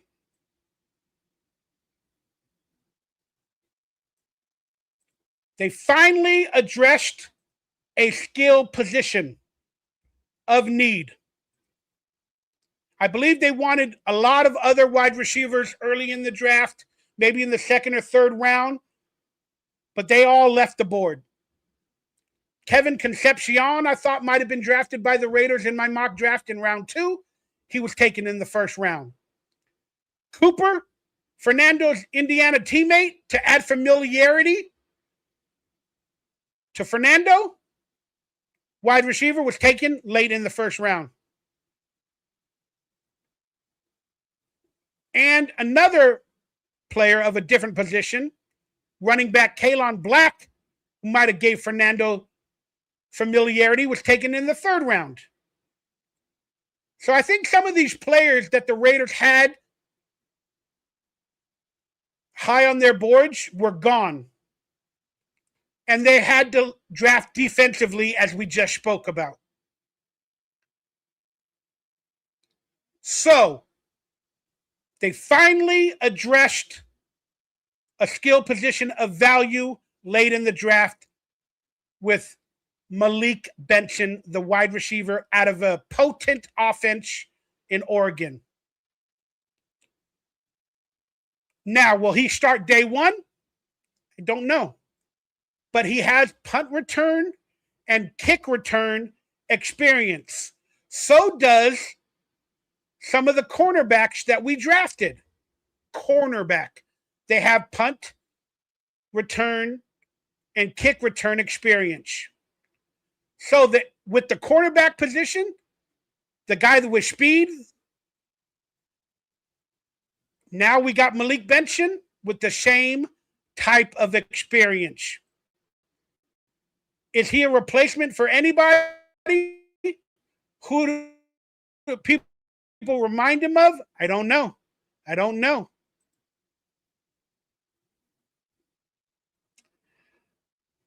I think I jumped the gun, y'all. I think I jumped the gun. I was supposed to look at the highlights from All Mass, No Breaks. Intercepted. So let's watch the highlights of Max's. My apologies, y'all. Finding the ball, number 5. Bam, finding the ball. Finding the ball, finding the ball. Look at that. Tracking the ball, man. All these players in the backfield are tracking the ball. Tracking the ball. They're good at tracking. Damn, did he just do Zoltan? Oh, shit. Okay, if you guys don't know, I'm an actor as well, and I was in the movie Dude, Where's My Car?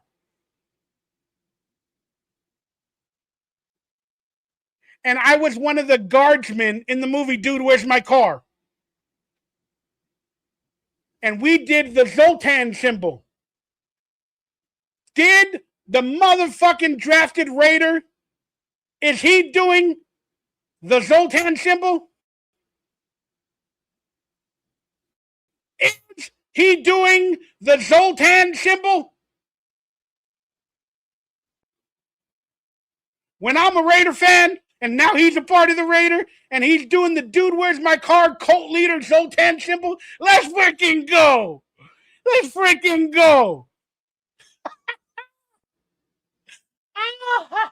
Wow. Wow, that's amazing, y'all. That is freaking amazing. Oh my gosh, I got to screenshot this, y'all. I have to screenshot this somehow. How can I screenshot it? Do I have a little thing that'll screenshot it?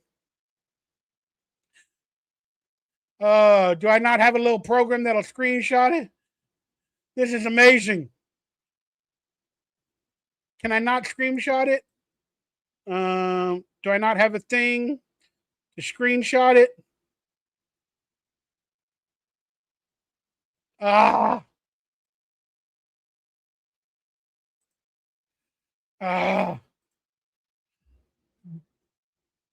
Guys, I'm going to have to take a screenshot with my phone.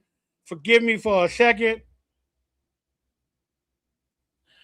This is just too amazing for me. I'm sorry. It's too amazing for me.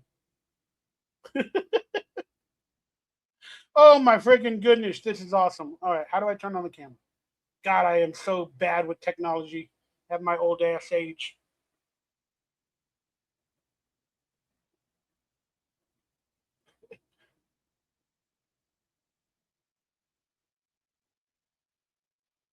Raider Nation, it's your boy Mikey Raider coming to you with our new Raider draft pick.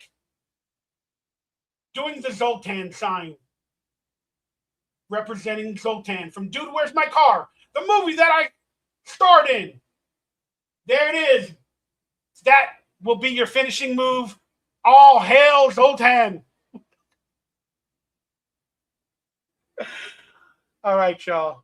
I had to get that done. I had to get that done, yo. Wow, that's insane.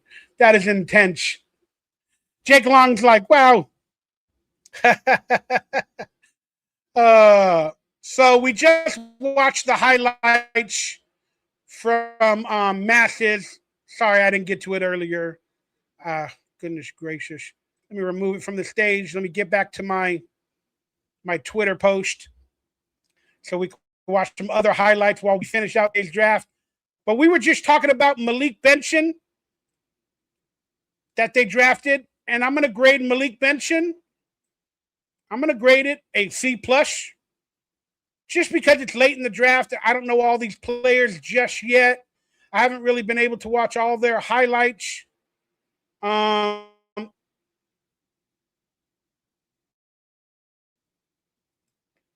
So let's get some highlights on screen from the sizzle reel from the Raiders so I can watch it for my first time. I haven't been able to watch all the highlights of all the players yet, the 10-minute highlights that are online. Let's watch some Big League Benson, as the Raiders are calling him. That's a cool helmet, man. Florida, damn, he played for a couple of schools, huh? Transfer protocol a lot, NIL. There he is, number 10, number 4, Oregon. Wide receiver, baby. Damn, that was a deep-ass bomb for Malik. Is he a speedy-ass wide receiver? I got to check out his 40. Bam. Dude, let's see him off the line of the ball if we can from that highlight. He's already open. He's already open down here, down the field. And the quarterback, man, he throws that bomb, baby. Look at that. Bang! That's beautiful. Right hand. There's him out of the backfield making a couple of moves. There's him at Florida State. Oh, is that a toe drag? Toe drag, drag, whatever they call it. Toe swag drag. Frickin' go. There you go. Sideline to sideline, baby. Benson is the man. Look at that. Out of back. He's got speed. He made it happen. Look at that. Bam. Making some moves. Wow, another long field play. Gets across the middle. Let's watch that from the beginning. So Malik's over here somewhere. Quarterback's getting pressure. There he is. Behind 3. Bam. Nice. Now this is the over-the-shoulder pass. Sideline. He probably came from the other side of the field to catch that ball. That's him going for the ball deep in the field, undercutting the cornerback, getting the ball, find the ball, see the ball, get the ball. There it is, y'all. That's our new wide receiver, Benson. Y'all remember that TV show called Benson? It starred a butler that was serving up goodness, Benson. Well, that's what Malik Benson is going to be doing. He's going to be serving up goodness with our wide receiver that will probably be a very good special teamers to start the season, and hopefully he can work his way up. But he's got speed, and Jack Besh, Dante Thornton, if you guys are going to prove to be our players moving forward, you got some competition, baby, and that's what it's all freaking about. Welcome to the Raiders, Malik Benson. I give this draft a B. No, I'm going to give it a C+. I'm going to give it a C+, because, again, when it gets later in the draft, I don't know all the highlights and everything just yet, and I don't know the players' names, which is okay. Now, to finish out the draft, if this draft didn't have enough controversy on its own, we finished out, Raider Nation, we finished out the draft with another controversial pick because of the previous pick that we talked about of them not picking McDonald, Kalen McDonald. The Raiders went and picked up defensive tackle out of North Carolina State, Brandon Cleveland. This is the Cleveland Show, so everybody knows. This is the Cleveland Show. Welcome to Vegas, Brandon Cleveland. I absolutely understand this pick, and I'm proud the Raiders addressed the controversy of not picking up a defensive tackle, nose tackle in the draft. We all knew they needed to, and they need it. And with McDonald being on the board in the second round, Raider Nation went crazy.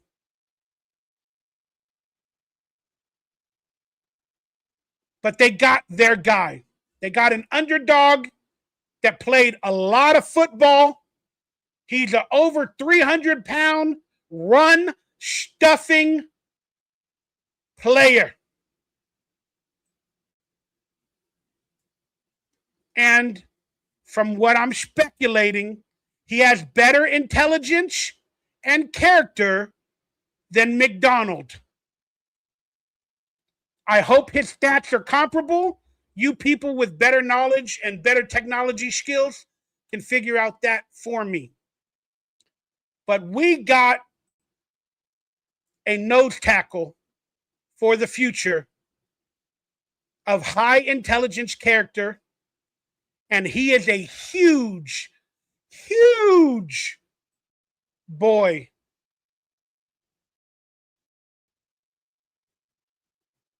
So, what are your thoughts? I grade this pick because they finally addressed it and they got an underdog. I grade this pick.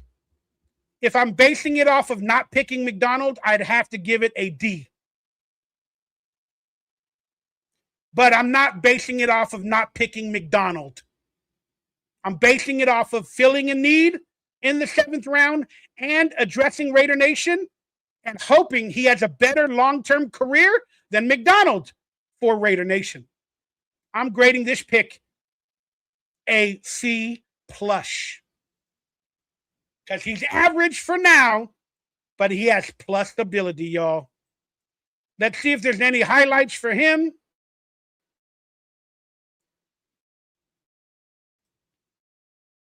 I don't know if there is. I didn't pick these videos. We're not going to watch all the calls. Stupid ass Raiders, when they posted the videos of the players, they didn't put their Twitter tag. They just posted the video. They didn't even say the name of the player on their social media. So it gets really freaking confusing, y'all. Look at this. Like, again, for all these videos, the Raiders reposted it, or I reposted it, but the Raiders posted it, and then they just wrote, ready to rep the silver and black, Raider Nation. Who the hell is the player? I want to know who the player is. Again, here with the call. It doesn't even say it on screen. Las Vegas Raiders, we're going to rock the hell out. With who? I'm sure they say it in the video, but I don't want to watch the video to find it. I don't want to watch every video to find it. They put their Twitter handle as well. Check out my Twitter timeline, y'all, for the up-to-date videos and stuff like that that I'm not going to be able to show on, you know, this complete episode. Because I don't want to get copywritten. But whoever this is, be McCoy, but I may be wrong. Why doesn't YouTube show me your stuff anymore? I've been blacklisted, y'all. When I lost my channel years ago, the name's RaiderCentral, Mikey Raider has been blacklisted. So, yeah, that's what it is. And I'm not as popular as I used to be. None of the new Raider YouTubers that are popular are shouting me out, sharing my videos. None of them are doing that. But it's okay. I'm not very consistent. To my detriment. So that's why, my dude. What's up, Raider Nation? This is Hezekiah Max checking in. Oh, that's Masses. That's the new cornerback or safety. What's up, Raider Nation? This is Hezekiah Max checking in. I'm super excited to get to work and rock that silver and black. Let's do it. Quick and perfect. What's up, that silver and black? Let's do it. I like that. He even walked outside to share the video. So that was really cool. That was really, really cool. And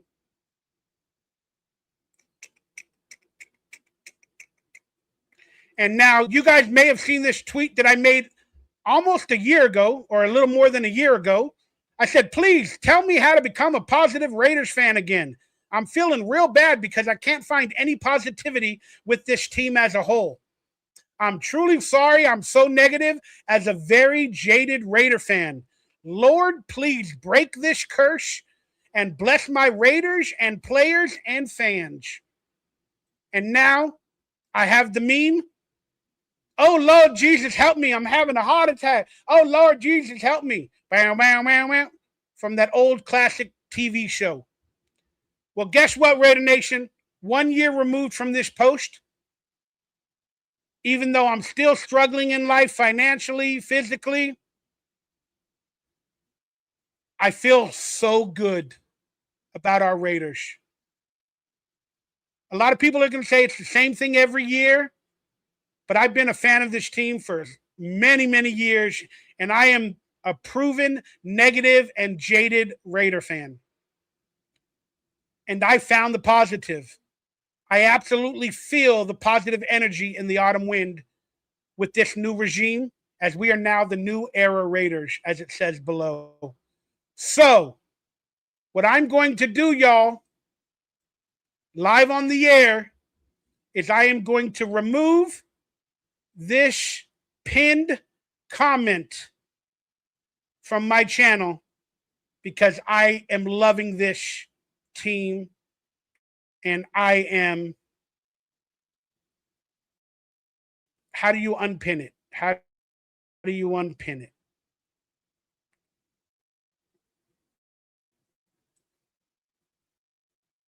Let me see how you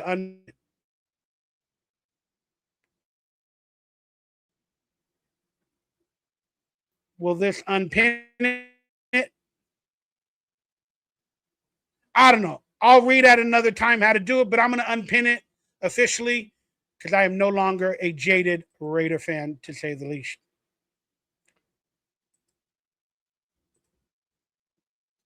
All right, let's quickly go over the entire draft as quick as possible and grade the draft picks with the draft recap.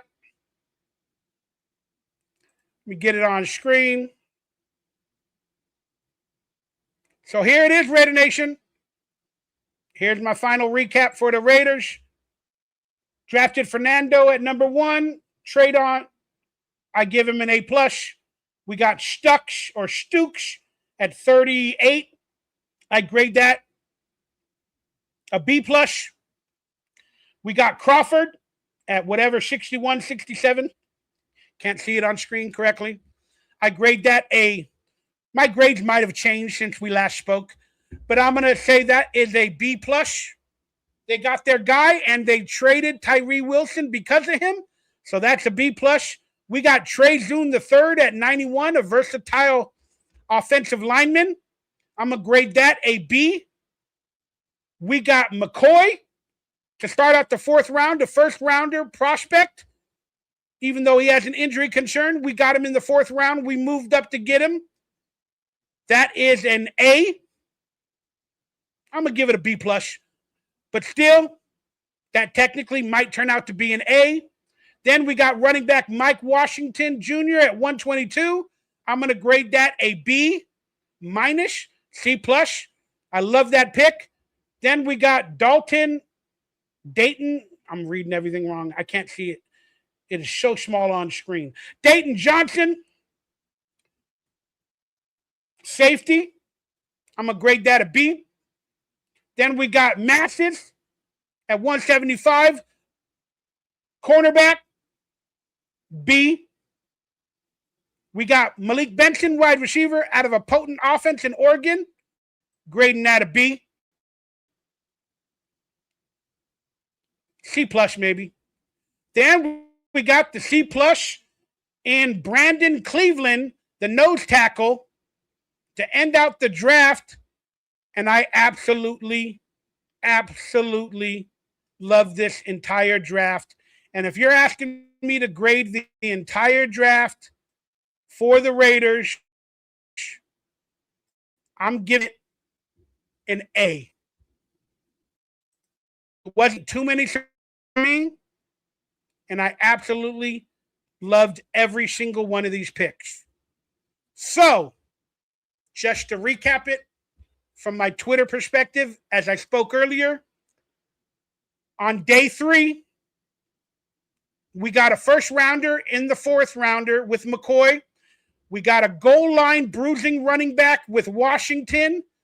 Then, because of defensive edge rusher Crawford's pickup, they believe in him so much, they traded Tyree Wilson to the Saints. And we got a hard-hitting zone safety.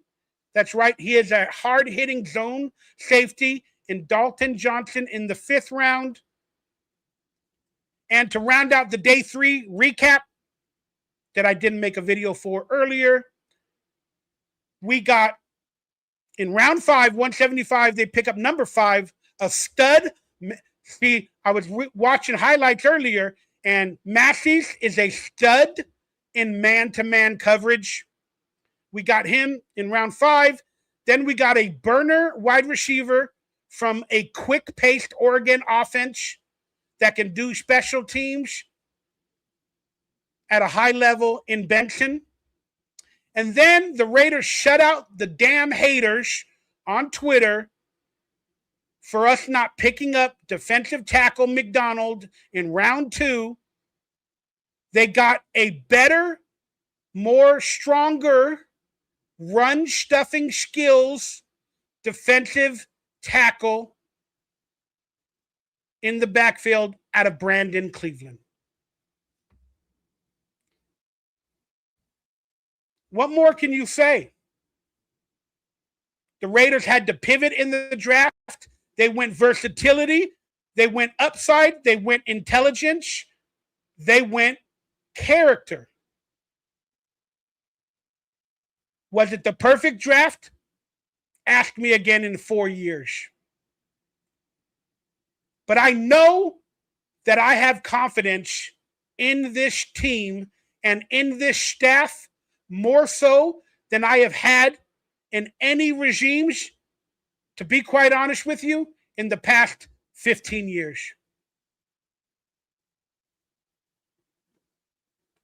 Because we got staff from a Super Bowl winning organization. We got young coaches, people that are determined, that have character, that have value. And we didn't just hire the flash or the best prospect. We hired winners and professionals. And they are doing everything the professional way this offseason so far. So I have the utmost confidence in this Raider regime moving forward. And we finally, I know it's early, but we finally got some professionals in the room. Now think about this. I believe it's probably just a little over 90 days ago, most of this staff was with the Seattle Seahawks. Just a little over 90 days ago. And now they've done all of this from day one after the Super Bowl, coming to the Raiders in 90 days. They filled out our free agency. They did it professionally, and they executed without any drama besides Maxx Crosby, but that's on the Ravens side of the ball. They executed without any off-screen drama. They got a veteran quarterback that they have familiarity with. They brought in free agents with a lot of potential, and they drafted defense quality players and players with upside and underdogs, and we are damn near on a championship path for our 2026 Raiders. Let me know your final thoughts of the entire draft. I want to know what you're thinking, how you're feeling, how you grade it. Please, I want this forum. I want to know your thoughts, what you agreed with me, what you didn't. Now, let's quickly take a look at what they predict the Raiders' offense is going to look like after the draft. And then maybe I'll do a quick search to see if we've drafted any undrafted free agents to date. Let me see if we drafted any undrafted free agents that have signed with the Raiders that we could talk about while they continue to add to this team post the draft. But somebody made this picture. Maybe you can see it on screen. And this is their projected offense. Caden Miller at left tackle. Jackson Powers Johnson at left guard. And now I believe Tristan Kuhn III might have something to say about that position in camp moving forward. That's just my prediction. Then we got Tyler Linderbaum manning the center. Then I believe that's Caleb Rogers. And I believe maybe Jackson Powers Johnson or DJ Glaze might man that position over the veteran in Rogers or the drafted player. We drafted him a couple years ago. I'm sorry, I'm sorry, that's right. DJ Glaze is at right tackle. Please forgive me. I'm trying to brush up. So, again, I believe that Caleb Rogers' situation might be in competition with Tristan Kuhn III or Jackson Powers Johnson. And the same thing goes for DJ Glaze at the right tackle position. I believe the right side of the offensive line is not finalized. And all the young players are going to battle it out for those positions. And we got a versatile player in Tristan Kuhn III that could honestly man any of those positions if need be. So, we're definitely building upon our offense from last year. I don't know how many more years Colton Miller honestly has left in the tank, so that's why we need to address the offensive line a little bit more in the next draft or free agencies. But hey, we got a young offensive line now. And that's the way to build it from the ground up. For a quarterback that this person thinks is going to be the starter in Fernando Mendoza, but I believe it will be Kirk Cousins in year one. But looking forward, in year two, we're going to have a young offensive line that is practicing with Fernando, understanding Fernando. Tyler Linderbaum will get a chemistry with Kirk Cousins, and he'll also work on a chemistry with Fernando in camp and during the season. So our offensive line is young. Are they going to be better than they were last year? It can't get any worse. It cannot get any worse. Then they got Trey Tucker labeled as a starting wide receiver, Jack Besh as a starting wide receiver, and Jalen Naylor as a starting wide receiver. Now, I'm going to be honest with you all. That does look like the top three wide receivers on the Raider roster as it currently stands. Jalen Naylor is the favorite to be the high-quality wide receiver on the team, the number one de facto if you think about it. But we all know that Brock Bowers, this offense revolves around Brock Bowers, and he's the de facto number one wide receiver on this team. Jack Besh is that slot wide receiver, and he needs to make a big leap forward in year two. He needs to make – I'm still concerned about our wide receivers because we don't have a lot of veterans there at the moment. So I'm a little concerned.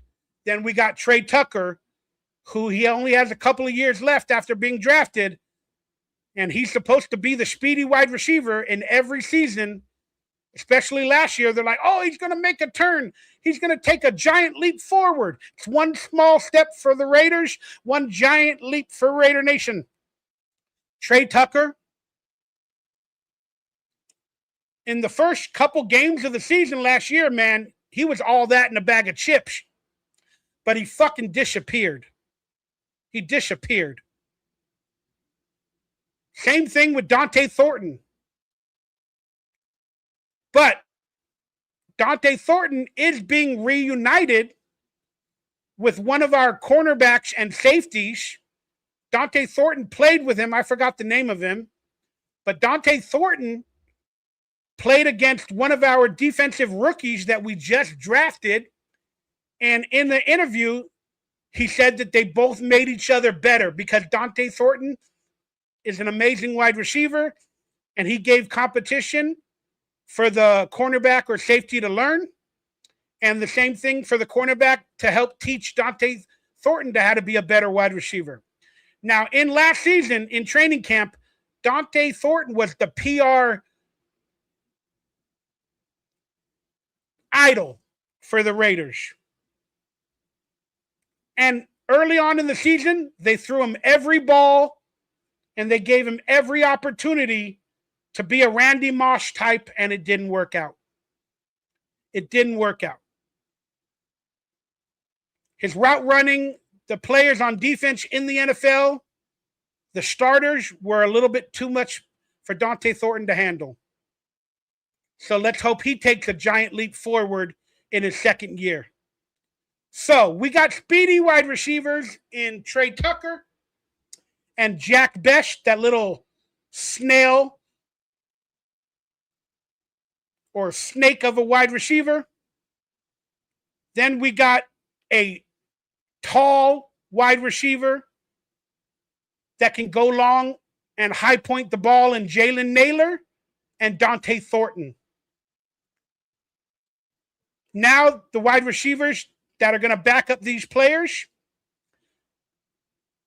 they probably have a versatile skill set, and hopefully one of their skill sets pops out in training camp in this offseason. Then we got Ashton Jeanty, who is the 1,000-yard running back for the Raiders, behind another young offensive line. But it can't get any worse for Ashton Jeanty. It can only get better. But now the question coming into this camp or this season, will they let Ashton Jeanty start a play in his running back stance? Or are they going to try to suppress him and have him do it lower, like the coach that got fired last year tried to change Ashton Jeanty into an unfamiliar position? Will our staff let Ashton Jeanty purely go back to a shotgun-style running back, standing tall to read the defense? Or are they going to ask of him to be a lower-centered running back like they did at times last year? Well, we don't have to worry about it. Why? Because we got Mike Washington to be the bruiser. So in my opinion, Ashton Jeanty, they're going to figure out ways to bring him back to his college days and his college offense, so he feels familiar with it. And we got offensive linemen, as we saw in the highlights, that can now move around the field and block very well down the field. Last year, we fucking sucked at run blocking and run protection. We were better at offensive protection, but not really. We sucked on both sides. This year, they drafted, and in free agency, they got running, blocking linemen, because it all starts with the run game and protecting Kirk Cousins, who will be the starter. So that's your Raiders offense from day one, according to this person. Now, like I said, if I change anybody, I'm going to take Jackson Powers Johnson, and I'm going to place him at either right guard and Tristan Kuhn at left guard, the drafted rookie, or I'm going to place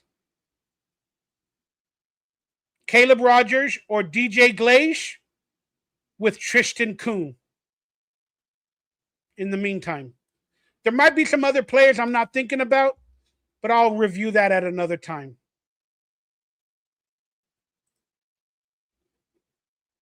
Jake Long said Raiders' run game is going to be lethal. Book it. Can't judge the receivers from last year. The staff was horrible. I agree. I trust Clint Kubiak has a plan for these wide receivers.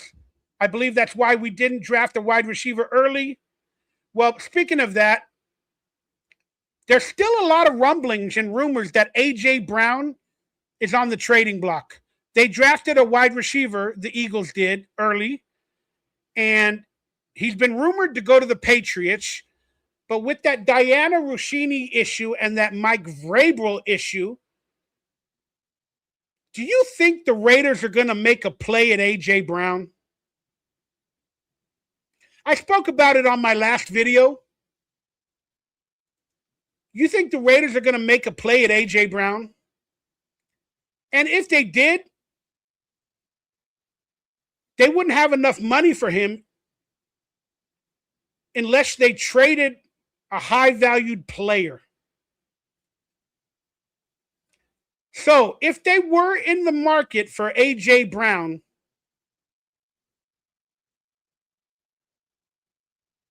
they'd have to trade Maxx Crosby. And I don't know if they're going to do that, but if they did want A.J. Brown services, they'd have to trade Maxx Crosby and his $35 million a year to get A.J. Brown. Because I don't know exactly where our salary cap is now after the draft. We're probably at $10 million. I don't know.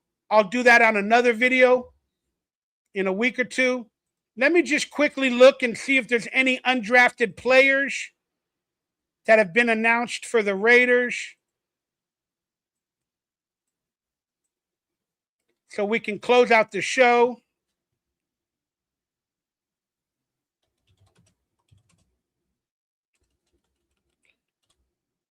Show us the UDFA players that are signing with the Raiders 2026 now.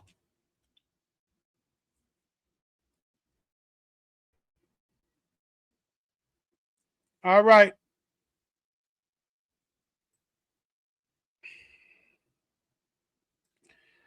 All right. Will this come up on Silver and Black Tracker or Pride?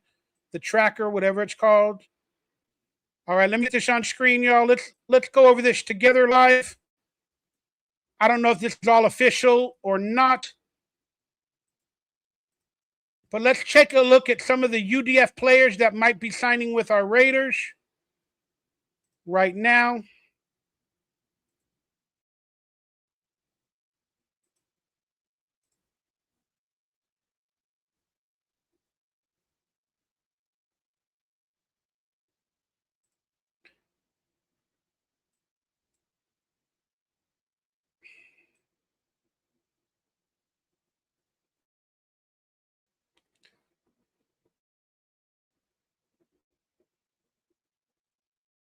Get on screen, y'all. So I got these videos trying to open up, so I got to press pause and blah, blah, blah, blah. All these damn videos. Okay, here we go. Here we go. How do I add it to the screen? Where is it? Okay, there we go. All right. According to Silver and Black Pride, these are the players that the Raiders might have signed coming to the Raiders. We don't know the money details just yet, but apparently, according to Chris Hummer of CBS Sports, we got Gary Smith III. We got a lot of thirds on this team. A defensive tackle out of UCLA. That sounds very freaking interesting, y'all. That sounds very interesting. Hometown boy, UCLA. Then we got a guy that possibly that's familiar with Fernando. According to Ryan McFadden of ESPN, we got Roman Hemby, running back out of Indiana. There we go. Familiarity with Fernando, so they can come into camp and they know at least somebody at camp. That's awesome. We went out and got a quarterback, and now this speaks to the Aiden O'Connell theory that I had, that I believe Aiden O'Connell might be traded in the next couple weeks. We got Jacob Clark, according to Tom Pelissaro of NFL Network, from Missouri State, a quarterback named Jacob Clark. to come into the team. And I'll be honest with you, man, they should trade Aiden O'Connell. Some teams are going to need a valuable backup quarterback that has starting experience. And I believe we can find a diamond in the rough, maybe an undrafted free agency or elsewhere, to mimic Lamar Jackson and players like that on the practice squad. Because we're not going to go into the games with 3 quarterbacks. But we got Jacob Clark, quarterback out of Missouri State. E.J. Williams, another familiar player for Fernando Mendoza out of Indiana. Per Ryan McFadden of ESPN, E.J. Williams played with Fernando. There it is. You said it. We got E.J. Williams. A.J. Brown will be 29 next month. I'm sure the next contract he signs will want big cash. I agree with you. Thomas Ortega, I agreed with you. Trade Aiden O'Connell to the Steelers because Rodgers is about to retire. They drafted a quarterback. The Steelers did. But still, trade him. Trade him for another player. Trade him for a draft pick next year. Do what you got to do. We got Kanze Matsuwawa. Tokyo Toe. The Tokyo Toe. A kicker. That's right. We let go of our kicker. And we got a veteran kicker on the board, but we're bringing in a kicker from Hawaii per Hawaii's Team X Twitter account. The Tokyo Toe. We got a kicker named the Tokyo Toe coming to the Raiders for competition. I want him to win the job now. Let's fucking do it. Albeit, I am going to miss our previous kicker. I believe it was Carlson. But Carlson started to have some issues at the end, and we got rid of him. But now we got the Tokyo Toe. This is going to the Asian kickers. Remember the Asian kicker that Atlanta Falcons had for many years? That kind of played real good? Sorry about that. Got to read the damn advertising. But it's not allowing me to close it. We got the Tokyo Toe is now on the radar. The Tokyo Raiders getting flown at North Carolina State per ESPN's Jeremy Fowler. He is an edge rusher. Again, we're going to run a 3-4, so we're going to need a lot of edge and linebackers. We got Jaden Pearson out of Derek Carr's alma mater out of Fresno State. He is a mini camp invite. We didn't address the linebacker position officially in the draft, and we haven't done so for many years. So we technically have continued the tradition of not drafting linebackers for the Raiders in the drafts. And then they went with long snapper Tyler Duzansky out of Penn State. We're going young on special teams. You can get those players cheaply if they play good. Because when you get a long snapper, typically in the NFL, they've been on the team for so many years because it's a specialty position, and they end up wanting like $1 million or $2 million a year just to play. So we're going young. We got Corey Rucker, wide receiver out of Arkansas State. We got another quarterback to come into camp. Man, what happened to the quarterbacks we drafted last year? What the fuck was going on there? What the fuck? All of them were gone before training camp. All of them were gone before training camp, all the quarterbacks we drafted last year. Fuck. That better not happen this year. I mean, technically, we're going to keep one of these two that we've drafted so far. We got Sawyer Robinson, quarterback out of Baylor. There it is. I played a quarterback that come around. I got to look up some highlights stuff at another time. Caleb offered edge rusher at Kennesaw State. I ain't never heard of that school, y'all. Per Justin Mello. Yellow at Sports Illustrated. Hondo Carpenter's alma mater. The Raider reporter. Particular of, hopefully he's versatile, Quincy Hughes out of Wooford. That sounds like an offensive line school if I've ever heard of it. Wooford. I'm from Wooford. I play football. I'm an offensive lineman named Quincy. And I'm huge. Quincy huge. Chase Roberts. Oh, shit. Wide receiver out of BYU.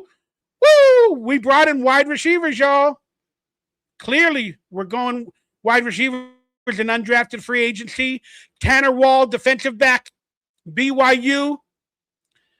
All of these are battling out for competition. There's no guarantee any of them make the team. But we brought in a lot. Because we missed out in the draft on some of these high-touted players. Isaiah Jota out of BYU. Offensive. And look, familiarity to play against each other and to know each other. Matt Lauer. Sorry, that was a CBS reporter. Matt Lauder, a tight end at Boise State, who may end up being the third or fourth tight end if he's the team. Let me get it back on screen. Sorry about that, y'all. Justin Pickett, offensive lineman out of Duke. Lafayette out of Troy. Nickling, offensive lineman out of Queens University. A linebacker, Xavion Sorey out of Arkansas, a big school at a linebacker position of need. That's amazing. We brought in a punter. Even though we technically got one of the best punters in the league, they're bringing in competition. They got to earn their spot. We brought in Joseph Sam Johnson, punter out of USC. Dejon Reynolds, wide receiver out of University of Nevada, Las Vegas. He's in town. According to Rob Gregson from UNLV, he's going to be a favorite to hopefully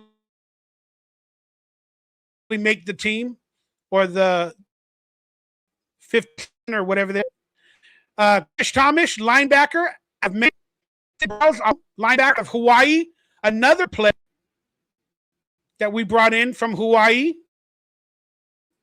Then we brought in Michael Shulikoff, wide receiver out of Ohio State.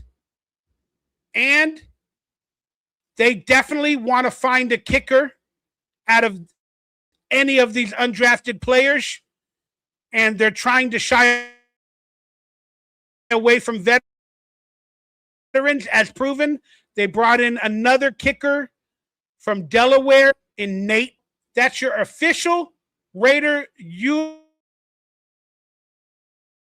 undrafted free agency report from Silver and Black Pride, current as of 11:21 p.m. on April 25th. Wow, they brought in a lot of competition at a lot of positions. 1, 2, 3, 4, 5, 6, 7, 8, 9, 10, 11, 12, 13, 14, 15, 16, 17, 18, 19, 20, 21, 22, 23, 24, 25, 26, 27. Man, we're going to probably close to 25 rookie minicamp invites. And will all of them last till training camp? Maybe 15 of them will. I don't know. But still, man, we brought in a bunch of young talent. And let's hope they do well and make the team. I'm going to be honest with you all. My favorites to make the team without even watching the highlights or knowing anything, I'm going to go with the Tokyo Toe. I love it. I love it. I love it. I'm going to go with the Tokyo Toe. And I'm going to go with E.J. Williams out of Indiana, and Sawyer Robinson to maybe be the practice squad quarterback. Again, I don't know anything, but I am the OG guru, and that's all I'm going to say about that. Raider Nation, let me know your thoughts on today's episode. I will have clips and I will have shorts and reels at a later date on my YouTube channel. But for now, I just want to say thank you all for chiming in with me, hanging out on this late Saturday evening after the Raiders did their 2026 championship draft that I'm calling it in 4 years.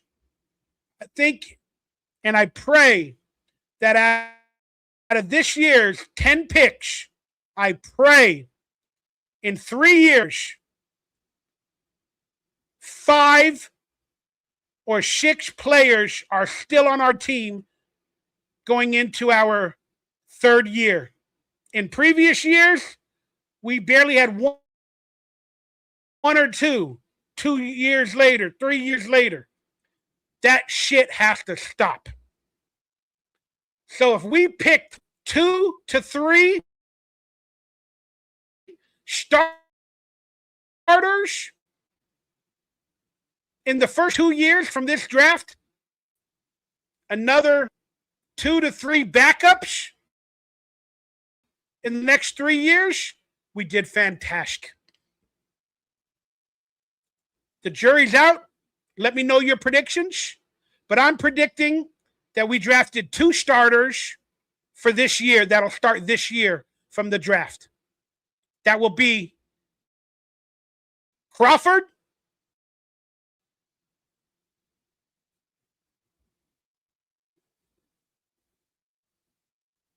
who's the other one? And Stukes.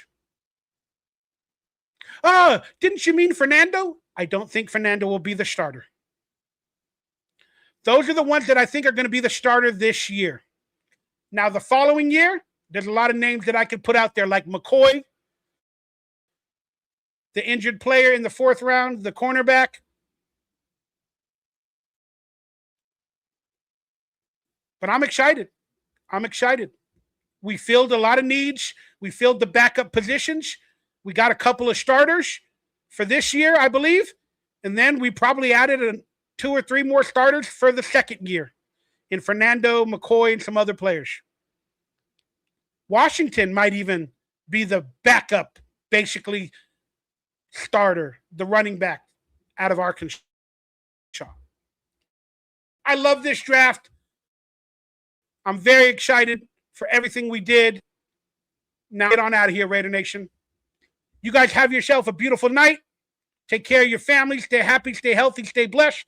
Thank you guys for chiming in with me, hanging out with me tonight. And let's listen to my Silver and Black anthem song that is available for download to represent our 2026 Raiders. And I have multiple versions of this song that aired before the show. The rock anthem, the stadium anthem, will be the opening song to all of these episodes. Hopefully 1 Saturday a month moving forward. But I got multiple versions. I wrote the lyrics to this song. Put it in AI, and then I made many different versions of it because I want this song, not that I want it to go viral, but I believe this song can be played in all the formats: alternative, rock, country, R&B, hip-hop. The lyrics are that meaningful. So let's get on out of here and let's listen to the New Era Raiders and Lifestyle and my anthem for our New Era Raiders in the Silver and Black Forever song. Hopefully in the future you guys will be singing it with me, and hopefully they'll play it in the stadium one day. And you guys can play it on your broadcast if you want. I give you permission.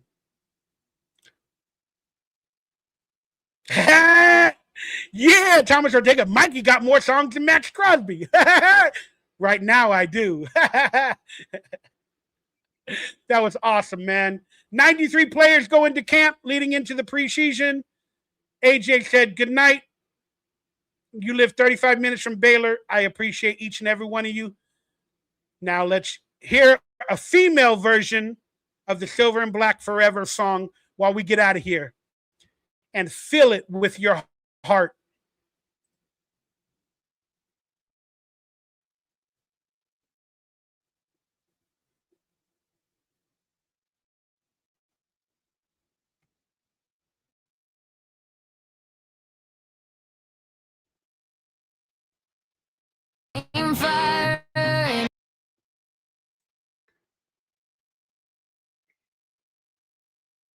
Sorry, guys, I had technical issues like always.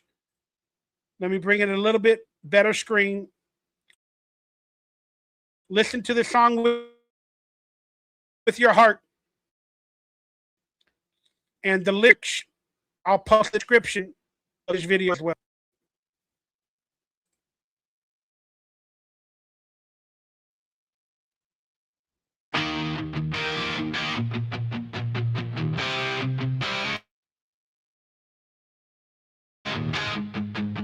Raise that shield to the sky, from the bay to the desert, same fire. Oh, so many issues. I got to get myself off screen. My computer technology is going bad. But here, I'll play the song while I get off screen.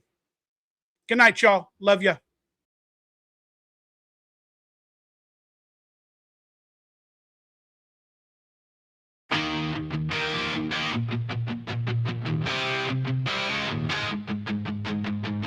Raider Nation, stand up. Hey!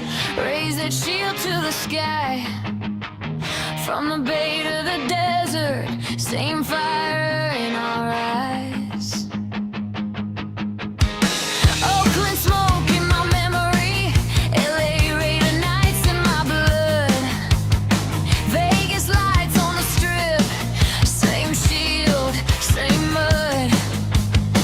Dad in that old starter jacket, Mom yelling at the screen.